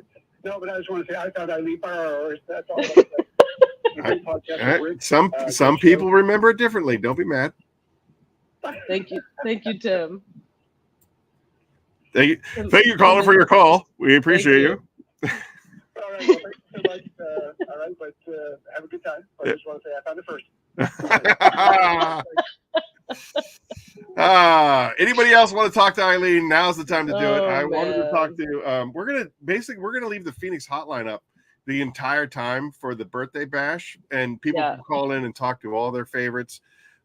We've gotten actually a really good turnout out of the 20-some people that we've had on the show. Obviously, there's been a couple of repeats, but out of the 20, there he is. There is the chairman of Mr. Hansen of the Pay It Forward campaign, the Phoenix Rise from the Ashes Pay It Forward campaign. Our chairman, Ryan Hansen, who made it all possible. Thanks for coming out, buddy. Yes, thank you. Becca, thank you. I'm at 195 now. 195. I think you have more than me. 195. No How's way. that possible? No way. There's no way. We're gonna get you there. We're gonna It's get gonna you happen. I will be on Jamie the Cleaner's podcast this Friday coming up. I saw you on Eddie's show yesterday or 2 nights ago. I did. I went on Eddie's and then I went on Jamie's also, and then he invited me as a guest for next Friday. So we'll see. That will be the final hurrah to see if we can get to 250. He just subscribed to you, so there you go. Thank you so much. It's awesome. So to recap, everyone, we are officially a podcast. We are now on every single podcasting streaming service that is available that I'm aware of. Even some really thank you, Jamie. obscure ones. We won't go off air until Eileen gets. Oh, I am putting money down on that. He was. We were trying to. He was going to eat a Vienna sausage with the hot wings. He was gonna eat. He ate like the whole container. What do you mean he was? Yeah, but he slurped. I rewatched it. Like he didn't chew. He just sucked it down. Like it didn't even hit his mouth at all. Yes. But I will say this. He took it like a champ. Going back and rewatching being on Eddie's show. Yeah. He was not phased, even when he did have to do it for real. It hurt him, but he was a monster. Where I died, and I honestly thought I was muted. I thought I had my microphone on mute when I. No, we saw it and we heard it all. I thought I was muted for it. It was horrible. No. It was the worst. I think I hadn't laughed like that in. I can't even remember when I saw your face just go beet red, and then it was just like, huh! Yeah, there was who. Well, see, the thing is that I thought I was muted, and so they kind of teach you to just embrace the pain. You know what I mean? Like it's a cathartic. Just embrace it and go with it, and you'll feel better. And so that's why you embraced it. I reached 100%. Over and I hit the mute button, and it didn't take. I just hit the mute button and then I just let it go. Like I was just trying the universe said not today. A barbaric yelp, and then I saw somebody on the screen write, "You literally frightened my dogs when you did that." And I was like, "Oh no, I wasn't muted." Oh, I don't know how people can handle it. But I was watching some Hot Wings episodes today, and they were like, "Yeah, it's really hot. It's terrible. It's horribly hot," but they still had no problem with it. Me, I shut down. I could not tell you what happened on Eddie's show for at least 4 minutes after that thing kicked in. Like it just everything went blank. Whoop, gone. Wow, it was rough. And they do it like champs. Jamie did it like a champ. Jamie was like, "Yeah, it's up." Jamie was unfazed by it. Yeah. It was like nothing. The machine's wimp. Okay, Keith, when are you going to come on the show and do it? Huh? There you go. When are you going to come on the show and do it, buddy? So what about the birthday bash? Tell me about it. Okay, so here's. I'm gonna grab a drink while you do that. Okay, that's cool. So next in 2 weeks, July 6th, we are doing our third birthday. And Papa Smurf wants to break records, so we have to go over at least 4 hours and 37 minutes. So we're looking for like a 5-hour period. I've reached out to everybody that's ever been on Curmudgeon's Corner, and we are going to they're going to come in for 10 to 15 minutes. I mean, we don't want it to be like, Eddie and Jamie's show where you got 10 people on the screen all talking over each other the whole time. I'm pretty sure you won't be able to join us for two hours. I think you said 5 o'clock is when you're going to be able to join us. So it's going to be 3 o'clock Pacific, 6 o'clock Eastern, and then we're just going to talk forever. Papa Smurf is going to co-host with us. It's going to be me, you, Papa Smurf, and then I sent out an email earlier this week. Have you got some responses? Yeah, I've gotten the most part. People are like, put me in wherever. Anytime. Yeah. Oh, awesome. That's cool. Yeah. And there's only been one person that's like, I can only really do it right here. And I'm like, fine, that's fine. Boom, you're in. Yeah. And then, you know, and then we still have to get some responses from the rest of us. Again, I'm going to put out Mike- another email on Monday Mike to G. kind of. Mike G said he's coming to crash the party. I have done him such a disservice. I got to be honest. Did you send him an email? He hasn't been on the show, but I should. Oh, I'd like to have definitely. him. Let's get him on. I want to have him on a Curmudgeon's Corner, like a full episode. I don't think 15 minutes, 20 minutes is going to really, you know, we're going to get to know who Mike G is. We can say our hellos, and then after that, definitely schedule him on. That would be cool. But I really want Mike G to be on the show. I met him briefly during the 5K episode on Eddie's show. Excellent fellow. He and I have hit or missed with. It's all on me. He has been so proactive, and I have been so up my own butt that I haven't given him the attention that he deserves, is how I should put it. Well, and he's gonna get it. Yeah, I want him on the show. Absolutely. I want him to, like, you know, Curmudgeon's Corner. Hey, by the way, are we going to do the birthday bash? Should it be a Curmudgeon's Corner? Should it be Curmudgeon's Corner 32? Or I think it should just be the birthday bash, and then we'll do 32. Yeah, I think it's just probably just us just shooting, you know. Yeah. Whatever, all right. So we'll just do birthday bash, and then Curmudgeon's Corner 32. We'll pick up on the other side of that. Absolutely. So, what about and Mr. I know that Mr. Gloss Sauce himself, Tim Shine Your Light. Yeah, he's going to be on the birthday, because he was Curmudgeon's Corner like 6 or something like that. We need Mike G. I think JB, the co-host for Eddie's show. I want to say he's going to be the other half of July. I think I haven't. I you know. There's a little bit of apple juice that gets involved when I start talking to people. So if it's not going to be JB, it'll be, you know, I'll reach out to I'll reach out to Mike G and see if he wants to do the show. But like I said, I think I said to JB, and so I have to double check with him. And then of course I want to get Sock from Keep It Simple, detailing made simple. I want to get him on the show. You know, I just like, again, we have to get it out there so that we can start really talking about the pay it forward. That's ultimately my end goal. But I'm really excited about this birthday thing. I think it's going to be really cool. I think it's going to be a lot of fun, and it's going to be an all day affair for some of us. Right. And I think year 3 is going to be the real litmus test, because, you know, they say most small businesses, you know, close the doors between year 3 and year 4, and that's it's scary walking into what we know we're walking into as far as, you know, the U.S. economy is concerned. And here's a sobering statistic. I was listening to the radio this past week, and do you know who Robert Irvine is? He's like a Gordon Ramsay. I think he does Restaurant Impossible. He's a food guy. Okay, he's a food guy.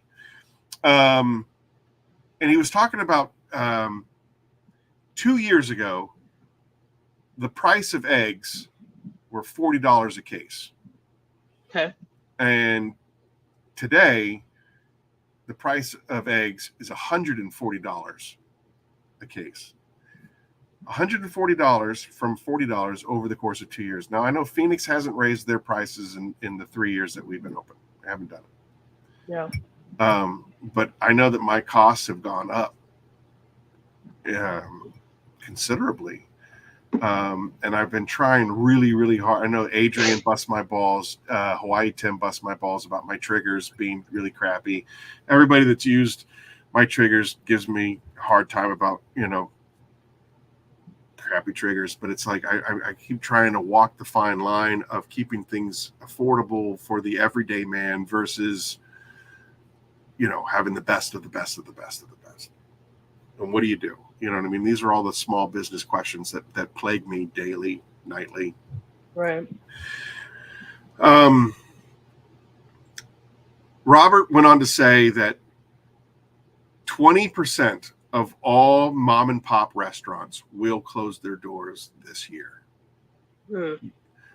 20% of all U.S. mom and pop restaurants will close their doors this year. Right. And that is because they cannot sell, 3 eggs on their menu, what they should, charge to cover that spread. No one's going to go out to breakfast and spend $20 on 3 eggs, 3 fried eggs, Right. or 3 scrambled eggs, or a 3-egg omelet, or whatever. That's terrifying. That's a terrifying statistic. To me, as a small business owner, as a small business owner, that's what is constantly rolling around in my head. That's somebody's livelihood. That's somebody who believed in their dream enough and had enough courage and enough whatever to open up a restaurant Right. you think that the detailing chemical company is a saturated field. Try being a restaurant. You know what I mean? There's a restaurant on every corner, if not 4. Right. And to have the idea of 20% of those small businesses go out of business this year, it's a sobering and sad effect. And again, for me, that's why my success. For me, when you ask that question, what do you consider success? My success is being able to have a successful pay it forward campaign.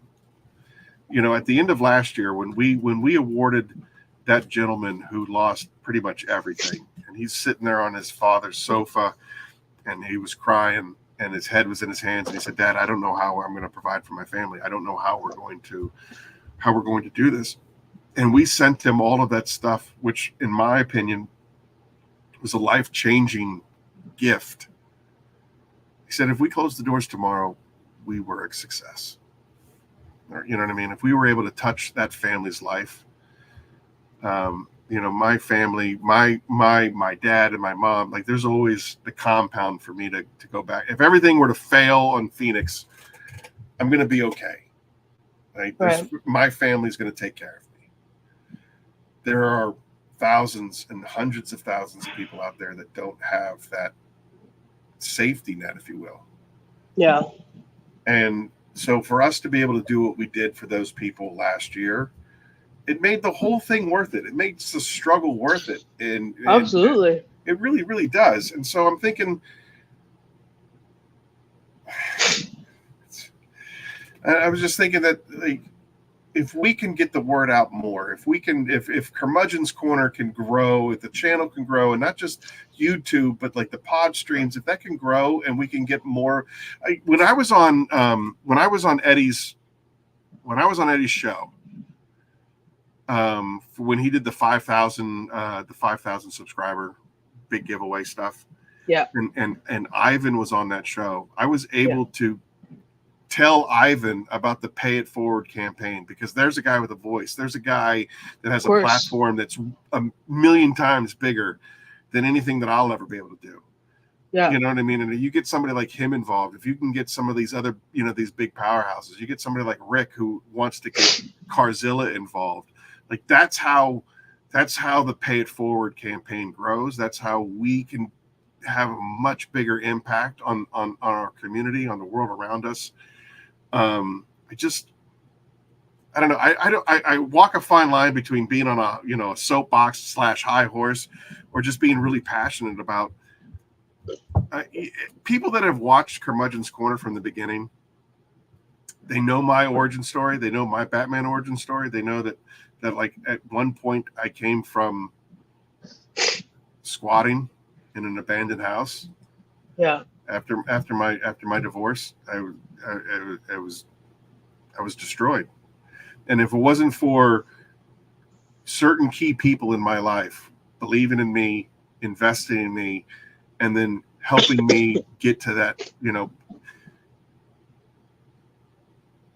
next level. The example was, I don't even know if I should tell the story again. But basically, I was squatting in a house. My partner, who was on the ambulance, his dad is a doctor. When they found out that I was squatting, they invited me into their home to live with them. and then I got a job, and then after I started having to I had to start paying money, for the mortgage of the house that I used to own and stuff like that. And there was a bunch of fees, and basically there was no way for me to get ahead. So he started charging me rent so that I could take a portion of my paycheck and give it to rent instead of giving the whole thing over to the bank or whatever. Right. And then when it came time for me to move out of his house and get my own apartment, he had taken all of that money that I had given him in rent, and he just held it off to the side and gave it back to me and said, "Here's your down payment for the apartment, and here's your first 3 months rent." Wow. That's great. Like, how do you do anything less than pay that forward? Of course. Right?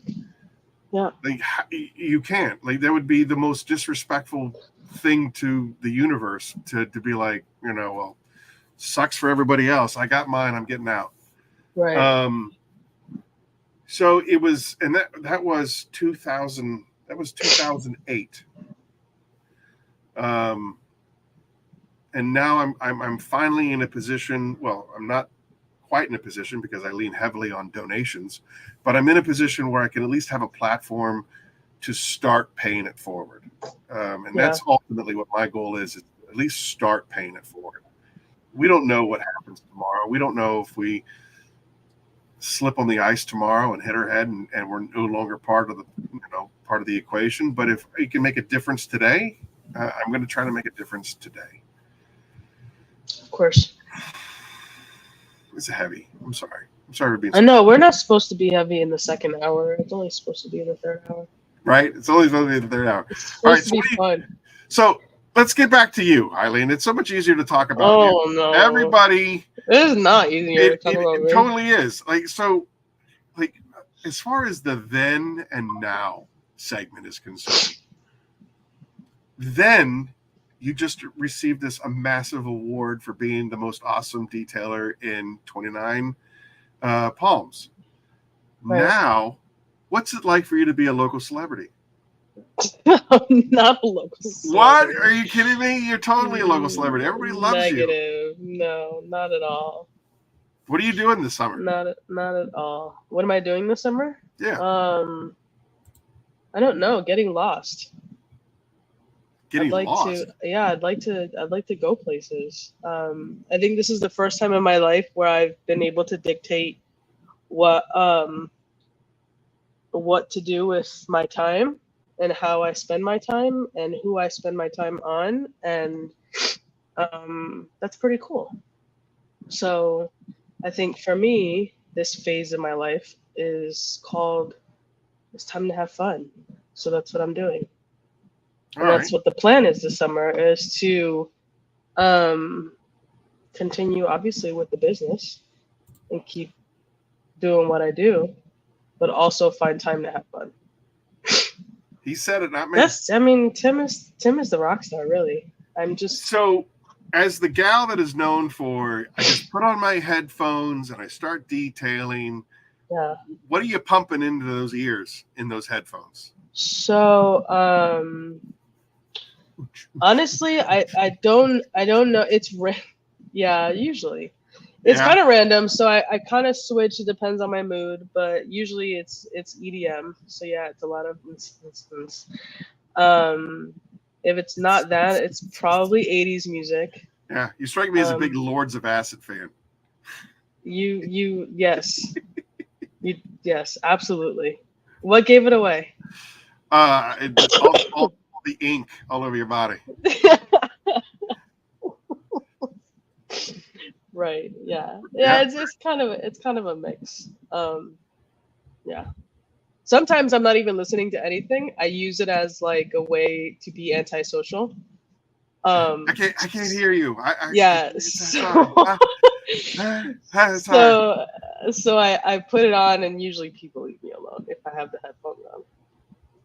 Unless they're driving by you. Oh, then no, then the headphones are coming off. But if I have one of those customers that are very talky, and I have things I have to do, those headphones, the headphones go on immediately. Yeah. All right. I have usually in the warehouse, depending on what needs to get done. Like if we're in like full fight mode. Yeah. How many people are in the warehouse with you? Well, it depends. Like I'm the only full timer, and then I have 3 per Not diems. at all, David. What's that? I said not at all, David. I hate that song. Sorry. It's all right. I had to say it out loud. Bye, Becca. How do you not like? I don't like that song. I hate that song. Probably because you probably heard it your whole stupid life. Every time it comes on, I'm like, my wife used to work with a woman whose last name was Peter Paul. And I mean, right out of the gate, as soon as I was introduced to her, I was like, "Oh, you mean like Peter, Paul, and Mary? Which one's your favorite song?" And you could just see the look on her face that I was like the 1,000,000th person to ever say that to her. And I was like, and as soon as I saw her face, I was like, I'm sorry. I don't know why that came out. I am an idiot.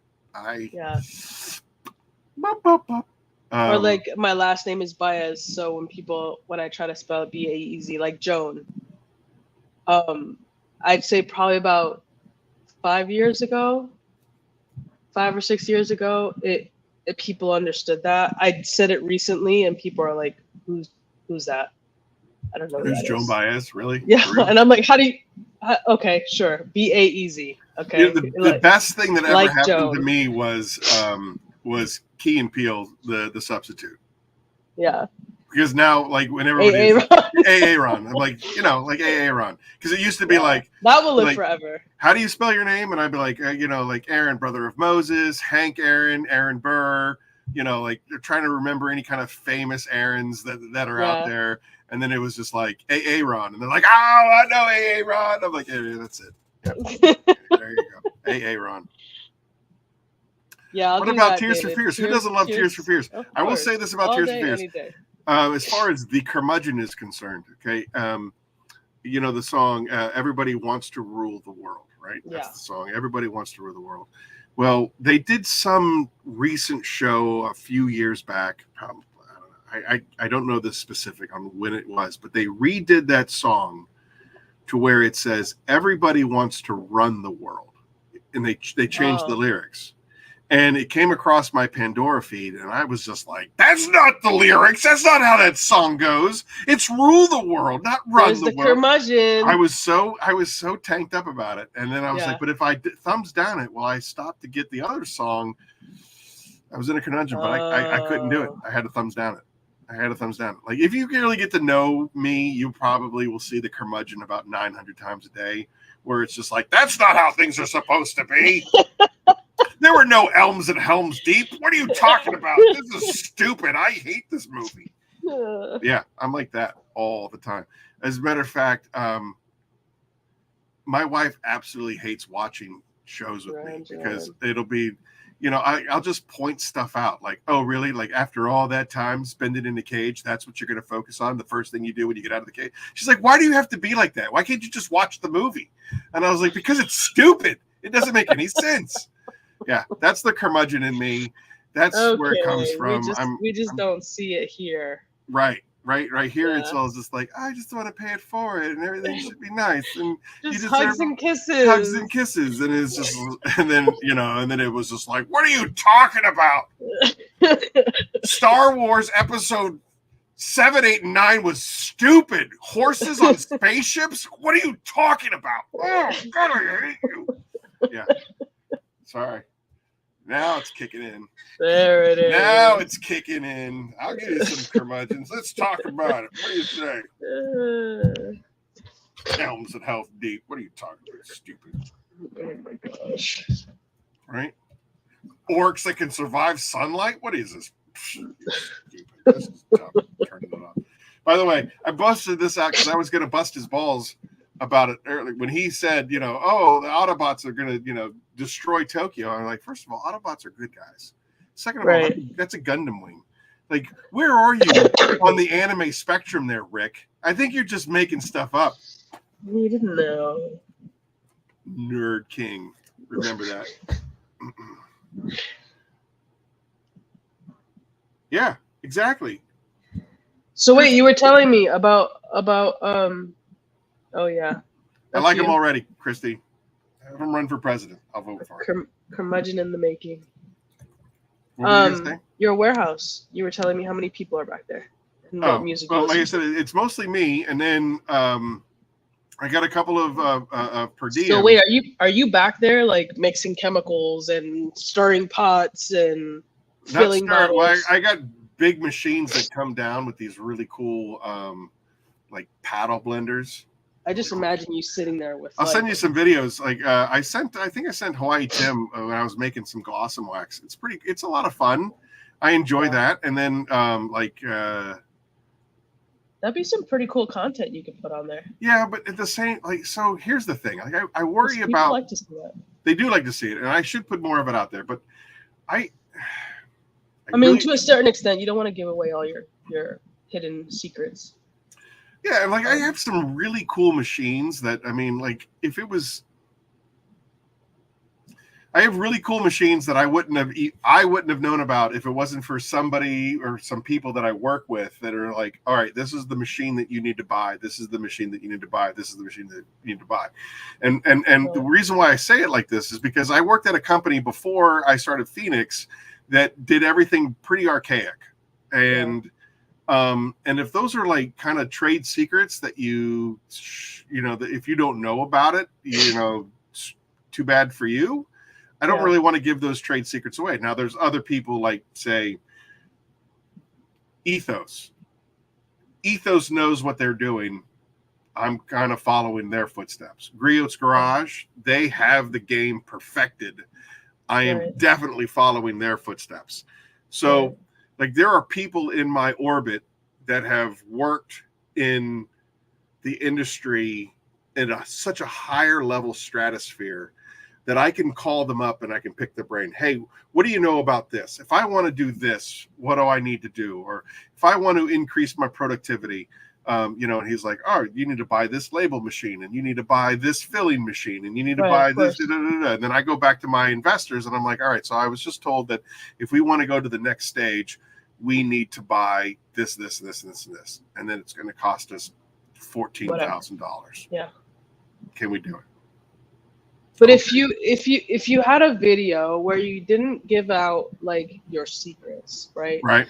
But like if you showed like behind the scenes of people's favorite product, like let's say Titan, and you showed like I got a couple of great videos of making the Apex soap, and and then maybe switch into like videos of like packing up an order, like, oh, you know, Christy from wherever just ordered, you know, this, let's pack it and ship it, and that'd be a pretty cool content. You think so? I think so. I think people would get a kick out of that stuff. I mean, I've seen that on Instagram before, and I thought that was pretty cool.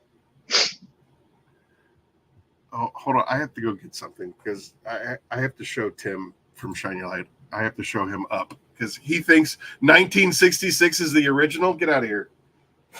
Uh-oh. Aaron's on a mission.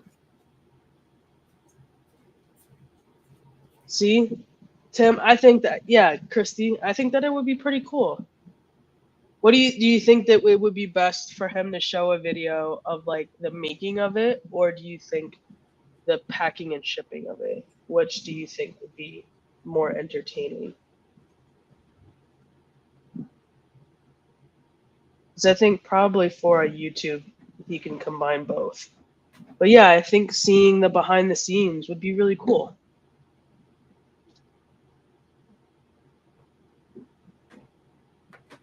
Yeah, see, Aaron.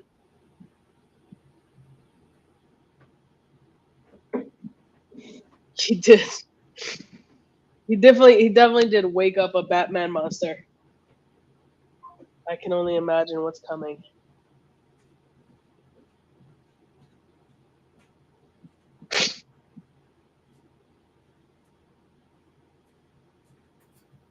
Yeah, behind the scenes is awesome. I think it would be pretty cool. Aaron, I think the group agrees that behind the scenes in the warehouse and shipping would be great. Okay. I have tons of that video already. I should get Rick to edit it for me so it looks really cool. Yeah.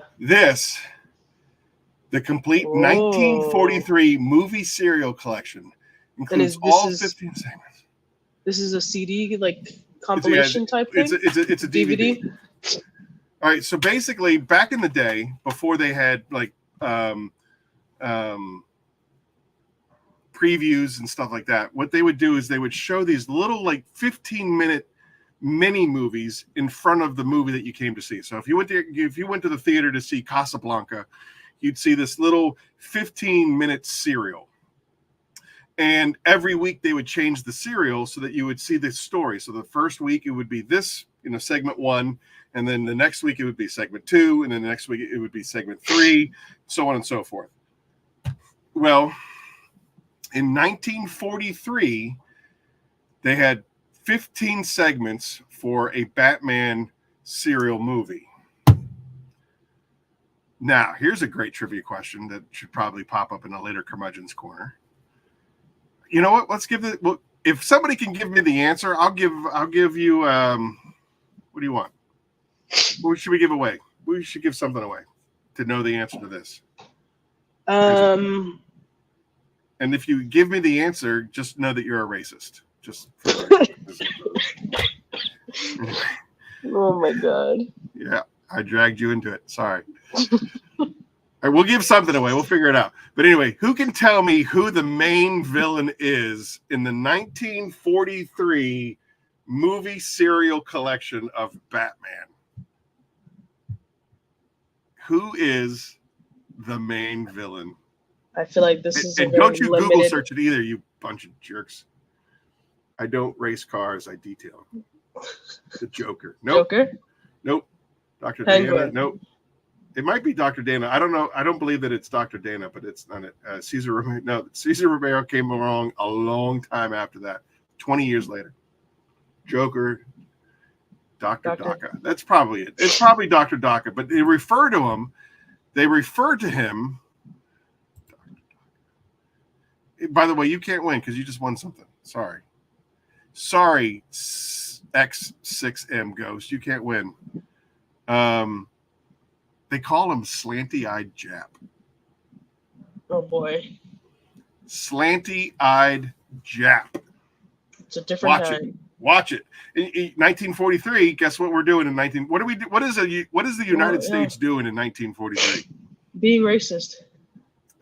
Clearly. Dig a little deeper. Dig a little deeper. Oh my God.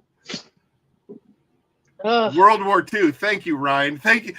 Public school hasn't failed us all. That's correct. If you go, there's a website. It's called. Some of us went to public school in the Bronx where they didn't teach you anything but how to survive. SupermanIsADick.com is one of the greatest websites of ever because it shows all of these comic book covers where, basically your favorite superhero is just being an absolute butthole, where it's like, Superman says you can slap a Jap by buying U.S. war bonds. You know what I mean? And it's like they do a whole bunch of fat shaming.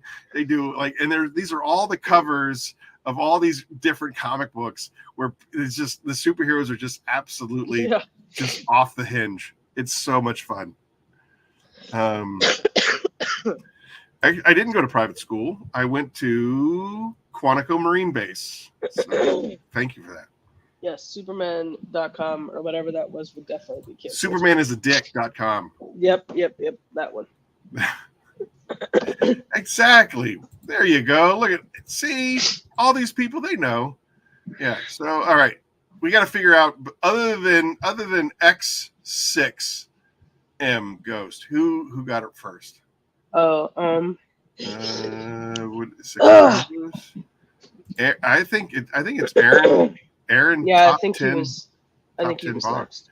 Yeah. So We could either say, all right, so it's up to you, Eileen, since you're, since you are commander in chief of this segment.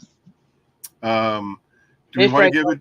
Do you want to give it to X6M Ghost and have him donate it to somebody, or do we want to just defer it to Aaron? Since the rules technically are, if you win within the last 3 months, you can't win.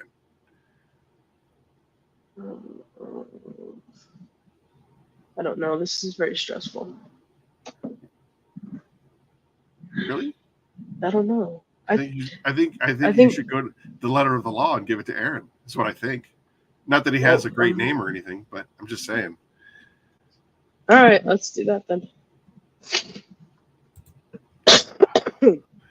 Oh, did you see what just happened there? Oh, Ghost, she hates you. She hates you.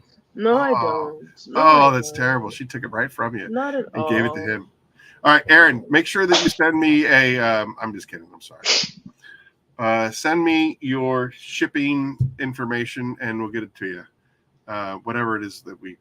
What did we decide to give to him? What do you want to give him? What does he need? What does he want to try? Aaron, what do you want to try? Be reasonable.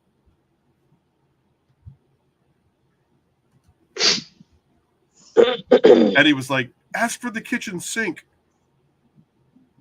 He said he'll donate to Aaron. That's a great loophole. Ghost, you're all right, brother. Appreciate you. You rock. That's what this family is, right? I want your hat. I want your hat. Send him a hat. There you go. I don't know if I have any hats left, but if I do, I have a second generation hat, which is basically the emblem, and it's just hey, how do I get a sticker signed by Mr. Papa himself, like Becca did? I don't have one of those.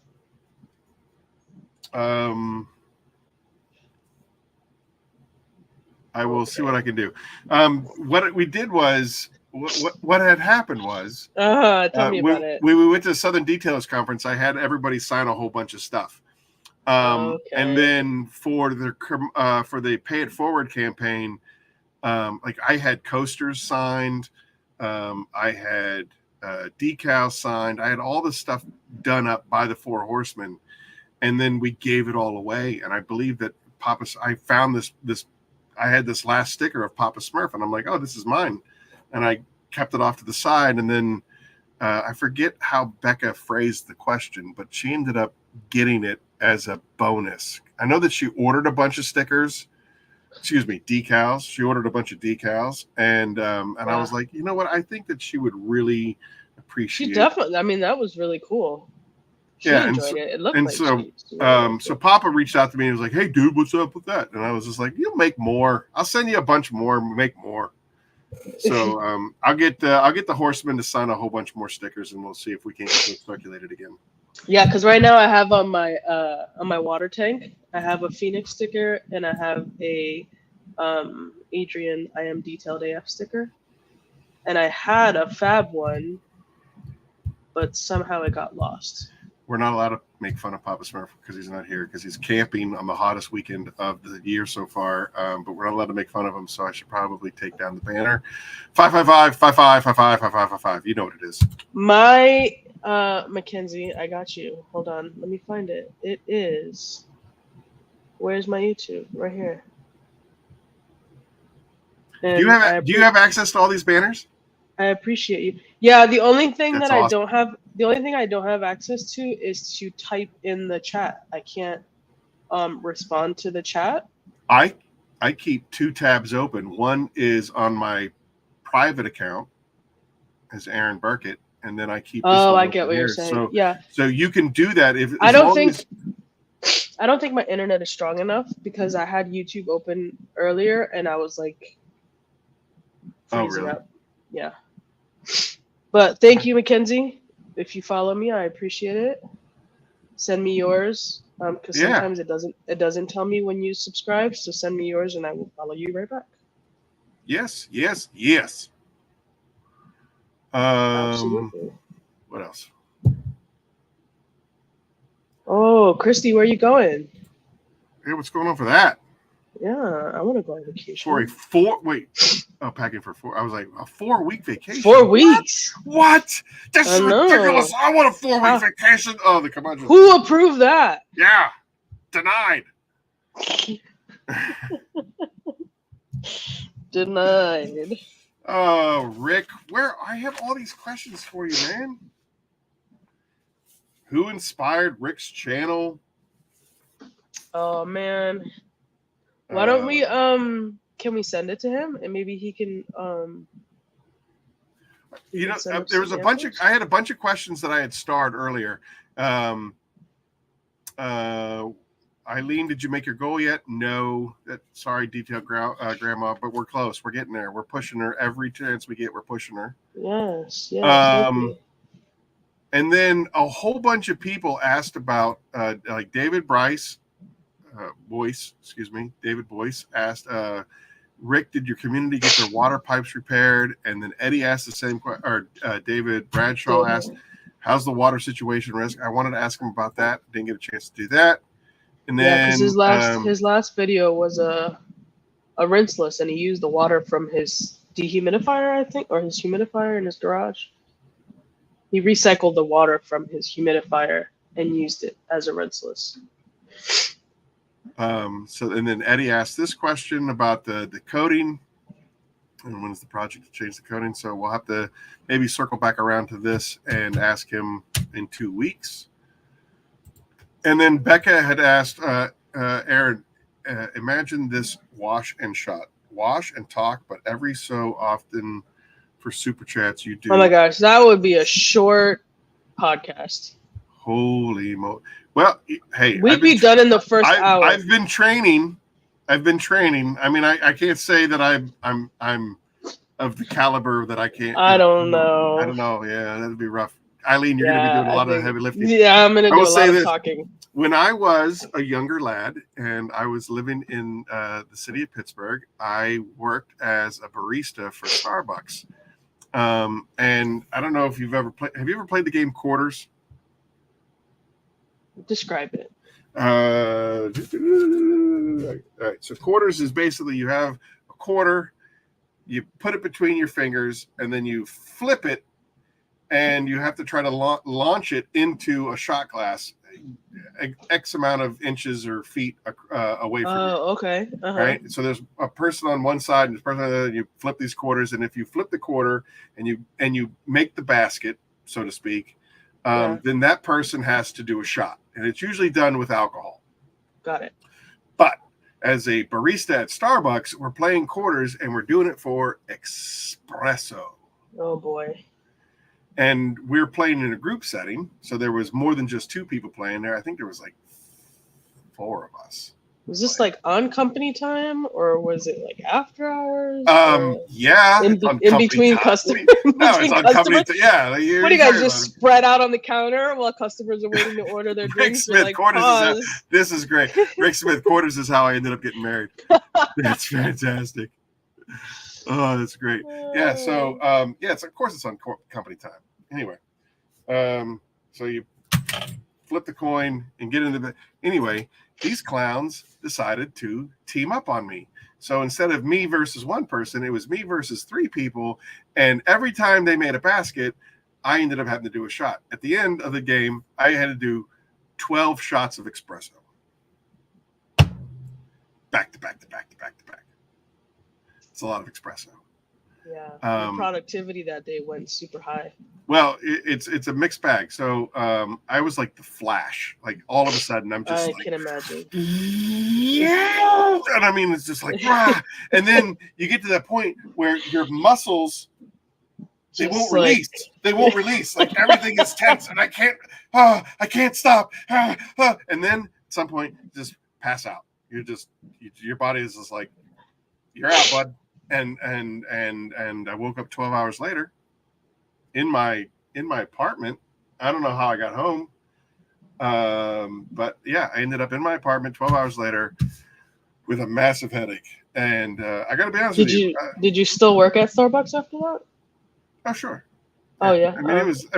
This is early 90s. So it was still nobody cares. Yeah, it was still wild west. You can, there were no rules. You can do stuff. Right. You could do stuff.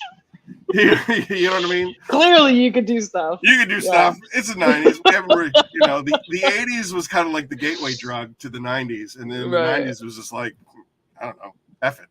Whatever. Sure. Yeah. Until they say no, do it. If we don't get caught, then yeah, it was a good time. I'm telling you what,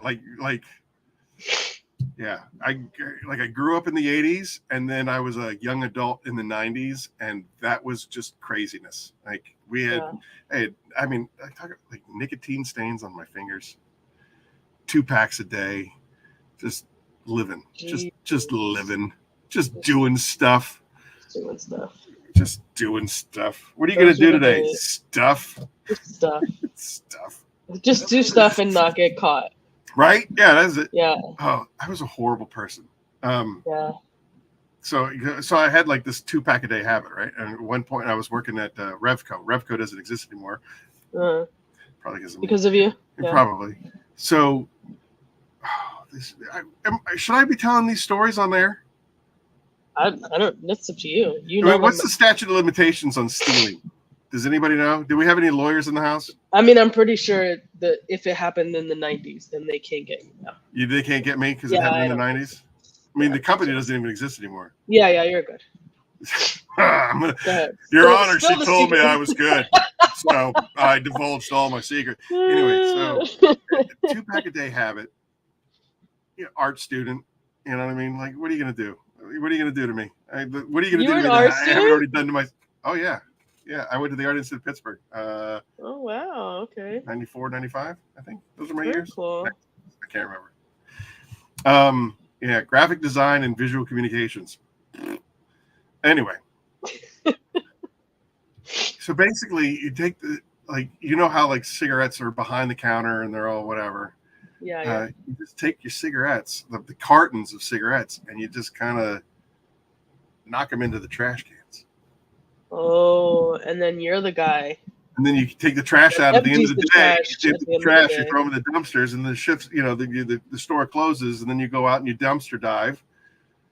And then maybe you find a carton. Maybe you find a carton of cigarettes or 6. Yeah.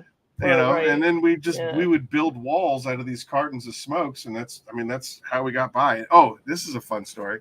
So me and my roommate, we found this old couch, and we cut the legs off of the couch, so it sat really, really, really low to the ground, right? And I don't know if you remember Natty Ice. It's the beverage of champions. Had the highest alcohol volume per beer. Yeah. And you could get a 30-pack for $10. So what we would do is we cut the legs off this chair, and the local constable, police officer, we got this little black box that would decode cable. I don't know if you remember, but back in the day, cable was scrambled. This is probably way before your time, but cable was scrambled. We used to have the little box with the red button in the back that we would tap, and you would disturb the. I don't know if you ever had that. We didn't have that, but basically that's illegal cable that we. Yeah, have. That's what we did too. But it had like a little tuner at the back of and you could just descramble the scramble. Oh yeah, same for us, but it was a red button that you just keep tapping until it fixed. No, ours was like a radio knob. So anyway, we would we would descramble, and then we'd invite everybody on the planet over for pay-per-view, like UFC, back when UFC was illegal in the United States and it was still being held down in South America and stuff like that. And so it was like a $5 cover charge to get in to watch the fights. You'd get as much Natty Ice as you could possibly handle, because it was $10 for a 30-pack, so we'd buy 6 30-packs. Yeah. And people would just get completely trashed watching the UFC fights, and they would sit in the couch and their knees would be way up high, right? Their knees would be way up high because of the way that the couch sat, because we cut the legs off, right? Yeah. And then, the fights would be over. We kick everybody out. Everybody is gone. Go to bed. The next morning, I would walk on the couch, and AJ would just scrape up all the money that would fall out of people's pockets as they sat in the stupid couch. We'd collect all this cash that fell out of people's, because they were so drunk and they didn't care. And then we'd go downstairs. We lived on a 3-story walk up over a laundromat. And it was half of it was a laundromat and half was a deli. We'd go down, we'd buy hoagies. Yeah. And that's how we would spend our weekends, ripping off people from our neighborhood. The good guys. Yeah, totally. Yeah. Woo!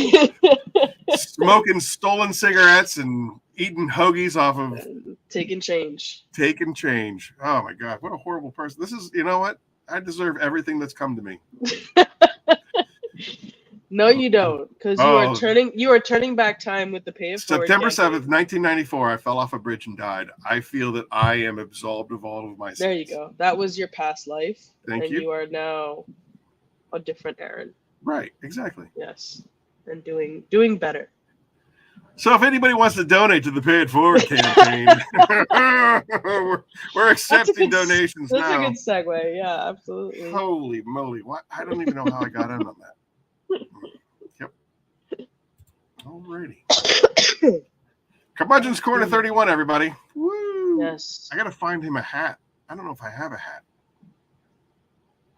Okay, for the birthday bash. Yeah. This is a pretty cool idea. All right. Where'd it go?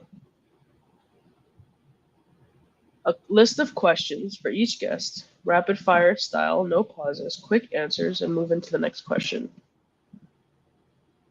I don't know what you see as David, what would you say the kind of questions should be? Like, it can't be like really in depth. It has to be like, what's your favorite movie? Now. Bam. I mean, those are easy questions, yeah. Maybe we can ask that everyone can answer. Favorite movie, favorite artist. The last time you stole something. It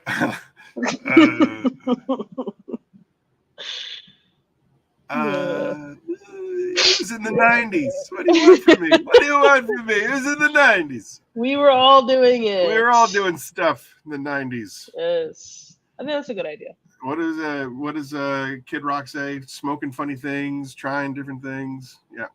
What are you gonna do? Yep. Yeah, David, if you want to share a few questions you think would be Eileen, we have 2 weeks anyone else. We have 2 weeks to kind of hammer it out. We'll figure it out, right? Yeah. We got 2 weeks. Absolutely. Like places like most, like Rick was just talking about going on vacation to Tokyo. So where would you most like to go? What would you most like to what's the best place you've ever been? Where would you like to go? That kind of stuff. I always want the people that are watching the show to get to know who the person on the other side of the camera is. Because you see, you'll see all of Rick's work and you see his detailing, but you don't get to know who Rick is. And yeah. I think that's very similar with pretty much everybody that comes on the show. They're all a personality, but you don't really know what their personality is. You just kind of know them from their work. And that was one of my goals, was to get people to know who that person is on the other side of the screen, like what music you're listening to in your headphones and stuff like that. Like I want, people to be able to identify with those personalities. Yeah, that was a goal. Absolutely. I mean, in this heat, I can't keep anything on. My phone, my GoPro, and my headphones just turn off with the heat. Tim, it doesn't count if you're like 900 years old. Sorry. Oh yeah, right.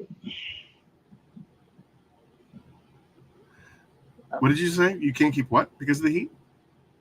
Any of my electronics on. Like yesterday, I did a detail, and I was trying to get like my GoPro footage. I was trying to get camera footage. I had my headphones on, and everything just turned off. I know, like when the iPhone gets too hot, it'll say heat warning, and once the temperature drops below a certain temperature, you can start using its functions again. Is that what was happening to all of your equipment? All of my electronics. Yeah. Holy moly. My GoPro said the same thing. Too hot. At what point did your YouTube take off? To get motivation to some of these newer YouTubers that have more success? Yeah. Like that was good for Rick to mention that it took him 2 years to figure out what his style was. Right. And I think that's part of like the journey that people forget. Like you see the final product and you see what he's creating and you're like, whoa, you know. But there's a lot of work before that took him to get to that point. Sure. I think that's probably the biggest hurdle for my channel is that I focus more on these live streams than I do on like actual content. But at the same time, like I'm not going to be reviewing 500 different companies. I'm only going to do, I only have 12 products currently. Right. You know what I mean? And like, what am I going to do? I guess I'll do an informative on each one of those, you know, right. like what you did for me with the Kraken of the Typhon. And then after that, like, okay, yeah, we know how to use it. Thanks. Move along. So like you said, I don't know, filming, making the product, filming, packaging stuff.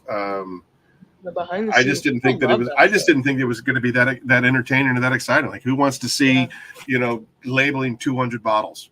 Who wants to see that? People love that stuff. Have you seen the video that Jamie did in the PNS warehouse, where he was mixing the chemicals for his Cleen maker?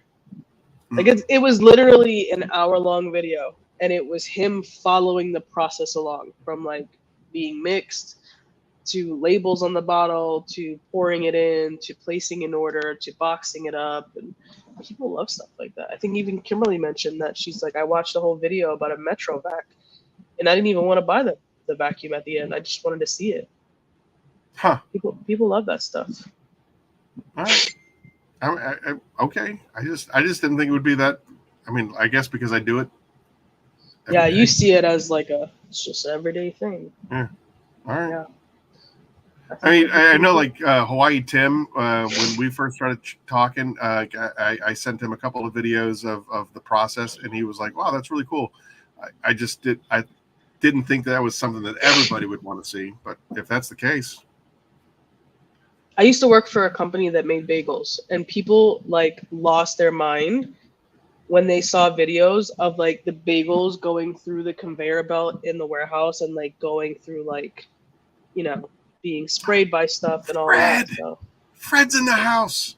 Welcome, Fred. But yeah, people get a kick out of that stuff. I got more emails and DMs about Fred's Curmudgeon's Corner than anybody else. The people love Fred. People love Fred, but they also loved his content. They were just like, you know, he was so helpful and he was so insightful. Oh, yeah. The whole SEO. And I mean, I took so many notes. I think I took more notes of just like things that I need to do to, you know, get my gear together. I mean, I did like a little clip, a little short from our live with him. Yeah. And I mean, I think it got like 600 views, and like people just love the information. Yeah, he is a rock star. He really is, and he knows what he's talking about. And it's like 100%. It's one of those things where I kind of want to reach out to him and be like, "Hey, Fred, can you help me?" But at the same time, it's just like, no, like the guy's a professional. Like, you know what I mean? Like, yeah, and he's like reaching out to Barry Bonds and be like, "Hey, man, can you help me work on my swing?" He's got a huge mega box. I think it's sold out now. I missed out. I saw it the last minute. It was like an $80 box. It's got some big stuff in there, but yeah, it's doing big things over there. It's pretty wild. It's pretty wild. So where are we at? 2 hours and 18 minutes. Yeah. It feels like it's been longer than that. We got the birthday bash in 2 weeks, July 16th.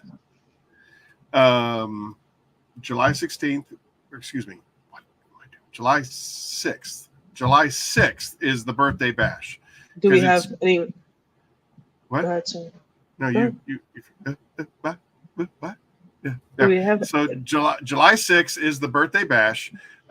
So far we had, I think we have 8 responses out of the 20 some people that need to respond. But we're going to basically do 15-minute increments, 20-minute increments. Christian from BioBombs is like, "Hey man, do you mind if I come on more than once?" And I was like, "Dude, you're gonna have the codes to get onto the show. You're welcome as many times as you want, Christian is, I mean, Christian. It's Christian. He's a person like he is. I just love being in his orbit. He makes the moment. He exudes such positivity that it's impossible to be in a bad mood around him. Anyway, Absolutely. So we're going to do like these 15, 20-minute increments. What time does it start? It starts for me at 6 Eastern, 3 p.m. Western, because we're waiting for Papa Smurf to join the show. You're coming in at 5 p.m. Western. When Pacific. should the people show up? Well, I'm going to try to keep the phone lines on the entire time, so everybody can call whoever they want to, whenever they want to talk to whoever, celebrity, talk to Papa Smurf, whatever. I want it to be a celebration. So if we can give away as much crap as possible during those, each person can have a question to each person can give a trivia question, and we can have winners. And I might even take the safety caps off of the 3-month winners are excluded. I think we should. We should just do it. It's a birthday celebration, but I do get a lot of feedback about like, hey, all these people keep winning all the time, and it makes me cranky. So what if we do this? What if we allow them to win? You just can't win multiple times on that day, on that show. You can win once and that's it. But you are open to winning if you have won in the past. Does that seem fair? One more time. Like, it's open to anyone, whether Right. they just won on this podcast or they won on any others, but they can only win one time on that birthday bash show. That's fair. And then that's it. That's it. Yeah, that's fair. Yeah. You get one shot. One shot, one opportunity. Tim, I will resend the email. I did a blind CC on everybody. So, and I've never done a blind, like it was like a group. It was a group email to everybody that's been on the show, but it was a blind CC. So I don't know if it worked or not. I have only gotten a few responses, and so therefore it makes me believe that a lot of stuff didn't go through. Check your spam or whatnot, but I will, again, Tim, I will send you a copy of the email that went out to everybody. I want to say on like Monday. But yeah, we're trying to break a record of like 4.5 hours. We want to give away as much stuff as possible. We want everybody that's been a part of the Curmudgeon's Corner to be on the show at one point or another. It's going to be real lighthearted. We're going to do a lot of drinking, so it's going to be really silly, which is great that you're coming in 2 hours after the show starts, because I know that I'm probably going to be... Oh boy, it's going to be fun. Okay, so you're going to start at 2 p.m. 3 p.m. Eric has to work that day. Okay, or else so I'd go even sooner. So it's going to be 3 p.m. Pacific, 6 p.m. Eastern, going for 5 hours. So it's going to be like 11 o'clock my time. Oh, so you're starting at 6 p.m. Eastern. Yes, ma'am. Okay, so 6 p.m. Eastern. I'll be on. What time did I tell you I was going to come on? 5 p.m. my time? Yeah, that's what you said you were available. You're welcome to come on whenever. But I think Eric said that he can't get on before 3 o'clock because he has to work that day as well. So okay, so everyone show up at 3 p.m. 6 p.m. Eastern, 3 p.m. Pacific. Yes, and ma'am. Whatever middle time, I don't know, the middle of the country that time is. Sure. And then we're just gonna go all the way. Yeah. Yeah. And when are you gonna start having like the guests come on? What time? Right now I have it set up at like 3:15 your time. So basically, so they're starting right at the beginning if they want. So far, yeah. So Jamie responded, Nacho Man responded, a bunch of people responded, Stephanie Devine responded. They all were like, I don't know, Canadian put time. me in wherever. Yeah. I think Extra Mile, Matt from Extra Mile, he was the only one that said that he needed like a very specific window. Cool. Yeah. That I've already, I have a pad of paper that I have all the time slots written down. Yeah, that's gonna be awesome. All right, so the people need to show up at 6 p.m. Eastern, and then figure out whatever time that means to you in whatever part of the country you're at. Yeah. And then then about 15 minutes after the show starts, we're going to start trying to bring in, former Curmudgeon Corner guests. and they can That's hang out as exciting. long. I said I'd like to keep it to like 20 minutes, so that we're not. I don't like. I just find that when there's like 10 people on the screen, the number one person that suffers from having that many people is the audience. The audience suffers because we're so busy talking over each other and to each other that we're not paying attention to all the comments that are being said. Again, I want to have the phone lines open. I want people to be able to call and talk to whoever they want to talk. You can call as many times as you want. I only have one phone line, so if it's busy, keep calling. Yeah. We'll get you there. We have 2 weeks to, I still have a full bottle of Da Bomb sauce. Although it did take me like 2 days to recover from that. Oh, well, here you go. Look, because Aaron just asked if we're going to have a Hot Ones halftime show. So we might have to. We might have to. If you have some sauce left over. I need a redo of what you did.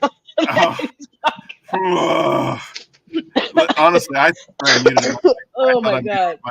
When I did that barbaric yelp, I was just like, oh, I don't know. I'll talk to Jamie and see if he wants to do it again, because that was rough. That was brutal. Man. That was brutal. Cool. It's gonna be a fun time, I think.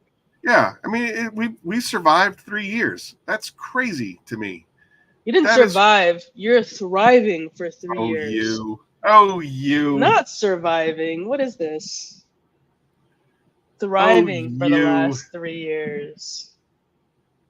Yes, it's gonna be great. It's gonna be awesome. Look at this guy starting trouble. Like, seriously, really?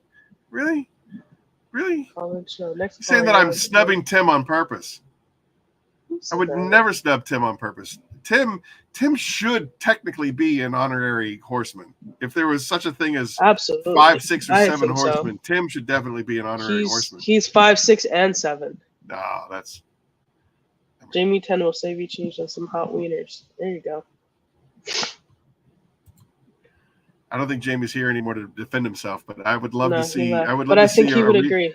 Yeah, but the thing is that it didn't do anything to Jamie. Like, if it melted his face, that might be worth a rematch. But I know that he made me look like such a chud. He made me look like such a chud. He's been preparing for it. I mean, he does live in Louisiana. They I'm pretty sure they coined Louisiana hot sauce, right? Correct. Exactly. Aha! Ha ha ha! He found it. Yeah, HM. How about now? Where are you now? I accept your apology. Cheers. And other than the birthday bash in July, do we have anything else on the calendar? Anything exciting other than? Like I said, bash? I think JB, the other half of Keeping It Real, I think JB is slated for the 20th. I'm not sure. I have to double check with him to make sure that he's in. But I'd like to see JB. I even said July is a pretty special month for Phoenix. If we did, like, maybe we could do, and this is going to be a lot of people, it's going to be a 6-person panel, which is something, like I said, I don't really like to do, but it could be me, you, Jamie and Dewar, and JB and Eddie hanging out. We could do something like that. That would be a whole ruckus, yeah. Are you down for something like that? If I can orchestrate it? Yeah, whatever you want to do, I'm down for it. I don't know. And you know what? Here's another thing. While we're on the subject, we can make Jamie the co-host, since he does such a great job being a co-host. He is really good at that. He is really good at that. What we could do is, if there is somebody out there in the universe that you would like to see on Curmudgeon's Corner, send me an email, and if I can make it happen, I will try. I'd really like to reach out to Pan, see if Pan. I'd like to see Pan come on the birthday special. He's been very supportive behind the scenes to Phoenix. He's even done a couple of, I think he ranked Titan as number 1 in the hybrid detailer. He ranked Apex as number 2 as far as his favorite soaps. And then a lot of stuff behind the scenes that had nothing product related. He's been very supportive. So if I can reach out to Pan, maybe Pan will come on the show for 15, 20 minutes. That would be fun. But if there's anybody that you'd like to see on the show that I might be able to reach out to, Apex has been on the show. He was on very briefly. He was on for about an hour. We did a Southern Detailers Conference sit down where we both were sitting in my studio together, which I did not enjoy because I was looking so fat. Oh my gosh, I looked disgusting especially next to Brian. Are you kidding me? Brian weighs like 140 pounds. Oh, And I looked like the juggernaut next to him. And my fatness is all hanging out and the cameras were weird. And the way that we had it set up, I was so far away from the monitor that I couldn't read anything in the comment section. So it was basically just Brian and I BSing for an hour about the Southern Detailers Conference, which I got to be honest, Brian is so awesome. He is so amazing. You want to talk about like learning with a master? Yeah. I don't know Ivan. I've never worked with Ivan before. I've never really had a conversation with Ivan. But as far as we're talking about like the Jedi Council, Brian sits on that Jedi Council. And just my not being a detailer, but learning to be a detailer from Brian, my goodness. And then as far as his being able to market and video and edit, I mean, I probably have or even getting go ahead, sorry. I probably have 20 hours of video of just him and I washing cars and detailing cars and doing stuff together.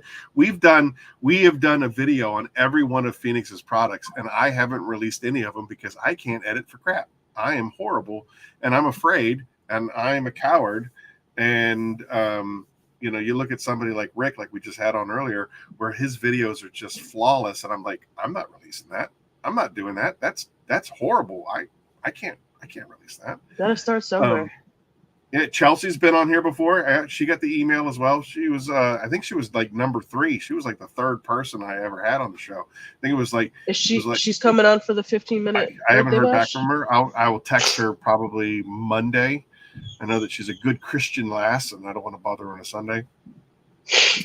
But I'll reach out to her on Monday, and I'm going to poke everybody that I haven't heard from on Monday, just to kind of, because we are running out of time. Right. But I think it was Papa Smurf, Brian, and then Chelsea. Chelsea has been super supportive. Like everybody that has been involved in Phoenix has been like all in supportive. Every single person. There hasn't been anybody that's been lukewarm. Like, if I get around to helping you out, I will. Everybody has been like, whatever it takes, whatever you need. And I mean, that's what the Phoenix family is all about. Rick, I did check out the Cleen car, Chris. I did. Thank you for sending that to me. Levi from the RAD company. I bet I could probably get him on through Jamie. So I will try. And Brian, I need you to respond to my email. You and Junior, let me know. But yeah, Levi, I bet you Jamie the cleaner can connect me with Levi, and I would love to have them on my show. Wow, that is a big ask, Mackenzie. I will try. He doesn't know me, and I don't know him. The first and only introduction that I've ever gotten to Ivan was on Eddie's 5K. And like I said, I put him on point about the Pay It Forward campaign. So I don't know if he's like, who is this guy asking me to use the platform? So he might not be open to it, but I'll try. I mean, he is considered because of DIY. I would say he's probably the closest to me as far as competition is concerned. But I do. Like I said, I trained underneath Brian from Apex. Brian from Apex has my products on his channel, which he sells his own products. And I asked him why he would put my products in competition with his products on his channel. And he said, because there's plenty to go around. And I've used that as my example. And so I've never steered away from the competition being on my channel, because again, if we can bring some sort of information to the people, if we can make people's lives better, it's not about selling product and competition. If there's enough room out there for everybody, I welcome it. So if I can get Ivan on there, I will. If I can get Levi, anybody, my email's at the bottom. If you have somebody you want me to chase, I will definitely chase them. I promise. Adam's Polishes. I doubt that I can get Adam's Polishes on there. There's a very sordid history between me and anything B&B related. So I doubt that I will be able to do Adam's, only because I don't want to.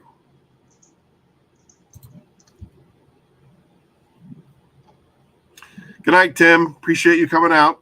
Titan Tim, as always, one of the greats, honorary horseman. Absolutely. Hope you're feeling better, pal. Well, we're at 2.5 hours. We should probably give something away and then just go to bed. What do you think? Let's do it. All right. What do you want to give away?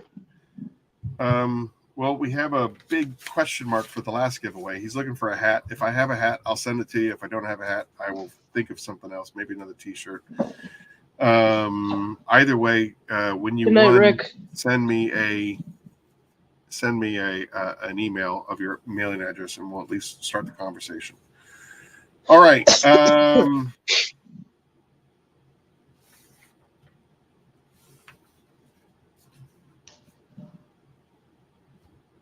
What? Well, no, that's not a good question. And people, because Rick's no longer here, that's not a good question. So, give me something. Eileen, give me something. Oh, no. I only have Rick-related questions. Who's Matt Moore?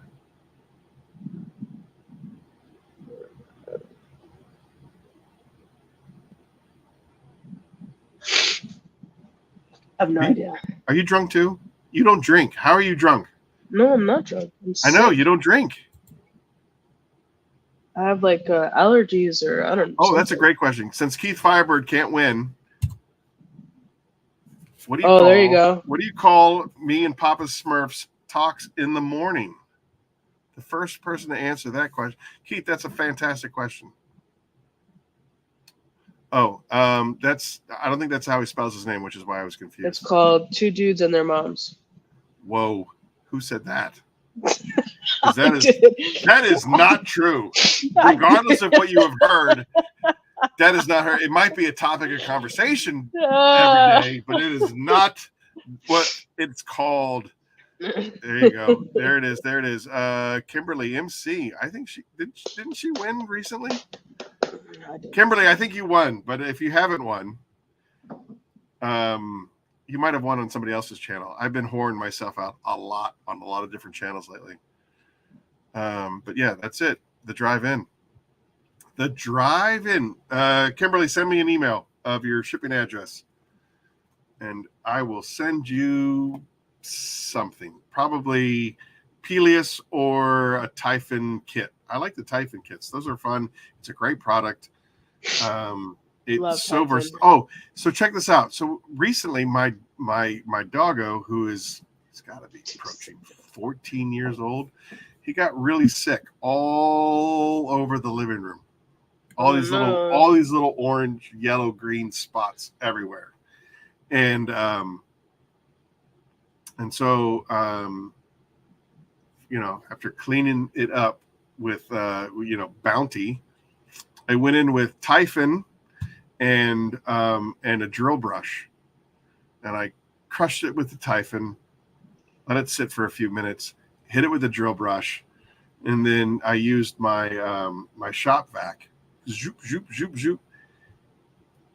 The carpet looks better than when I put it down, or like when we bought the house in 2017. like it was. Typhon is like Kim was no like, joke. hey, you have to do this to the entire living room now, not just these sections. And I'm like, I don't. You do it to the entire living room. Like I don't have time for that. You do it. Typhon is you have like this expectation, and then when it exceeds expectations, you're just like, you just kind of feel like Superman. It was good stuff. So yeah, Kimberly, we'll get you a Typhon kit. Send me an email. Yes. All right. And I guess on that note, we should probably wind it down because I'm just going to keep drinking and rambling and telling you stories that will probably land me in jail. Probably. July 6th, everybody. July the birthday 6th. bash. Yes. 3 years. We turned 3 years, and in dog years, that's 21. Be where ready. we can drink. We can drink dog years. Be ready with great questions. Be ready to win some cool stuff. Be ready to and see make sure you guys some great people. Call in and talk to these people because they are like in their own minds celebrities, and they love to hear from you guys. Definitely. She said that she did win. What? All right, so nominate somebody. Kim, am I allowed to call you Kim? I mean, that's kind of pretty informal. Nominate somebody. Drunk Aaron is the best. Yeah. I'm not even there yet, but I guarantee you in 2 weeks, I'm going to get hammered. Good night, Darrow. Hammered. Everybody, thank you so much for watching or listening to the show. There's 1,000 places that you could be on a Saturday night. You came out here, you hung out with us. Please check out the podcast on Spotify, whatever you listen to. Yeah, Spotify, iTunes, iHeartRadio. Like it, rate it. Yeah. All that and good stuff. You know what? Again, Eileen's trying to do something here. She's trying to win a contest. If you can get over to her YouTube channel, do that too. Please subscribe to her channel. Support all of us. I'm going to go through the numbers real quick. The West Coast distribution is Adrian from imdetailedaf.com. He's an absolutely amazing fellow. He's been supporting me since he found out about us. He wanted to become a distributor, and he did all of the necessary steps to become one. So he is my West Coast distributor. Midwest distribution, fabdetailandsupplies.com. Southeast distribution, Shine Your Light Detailing. He's got you covered if you're in Florida, South Carolina, Georgia, North Carolina, Tennessee, Kentucky, Virginia, all of that stuff. Tim has got you covered. And then, of course, if you want to go worldwide distributors, again, we talked about Chris from Carzilla earlier with Rick. Chris is just an amazing human being. So if you're in Canada, go ahead and support Carzilla.ca.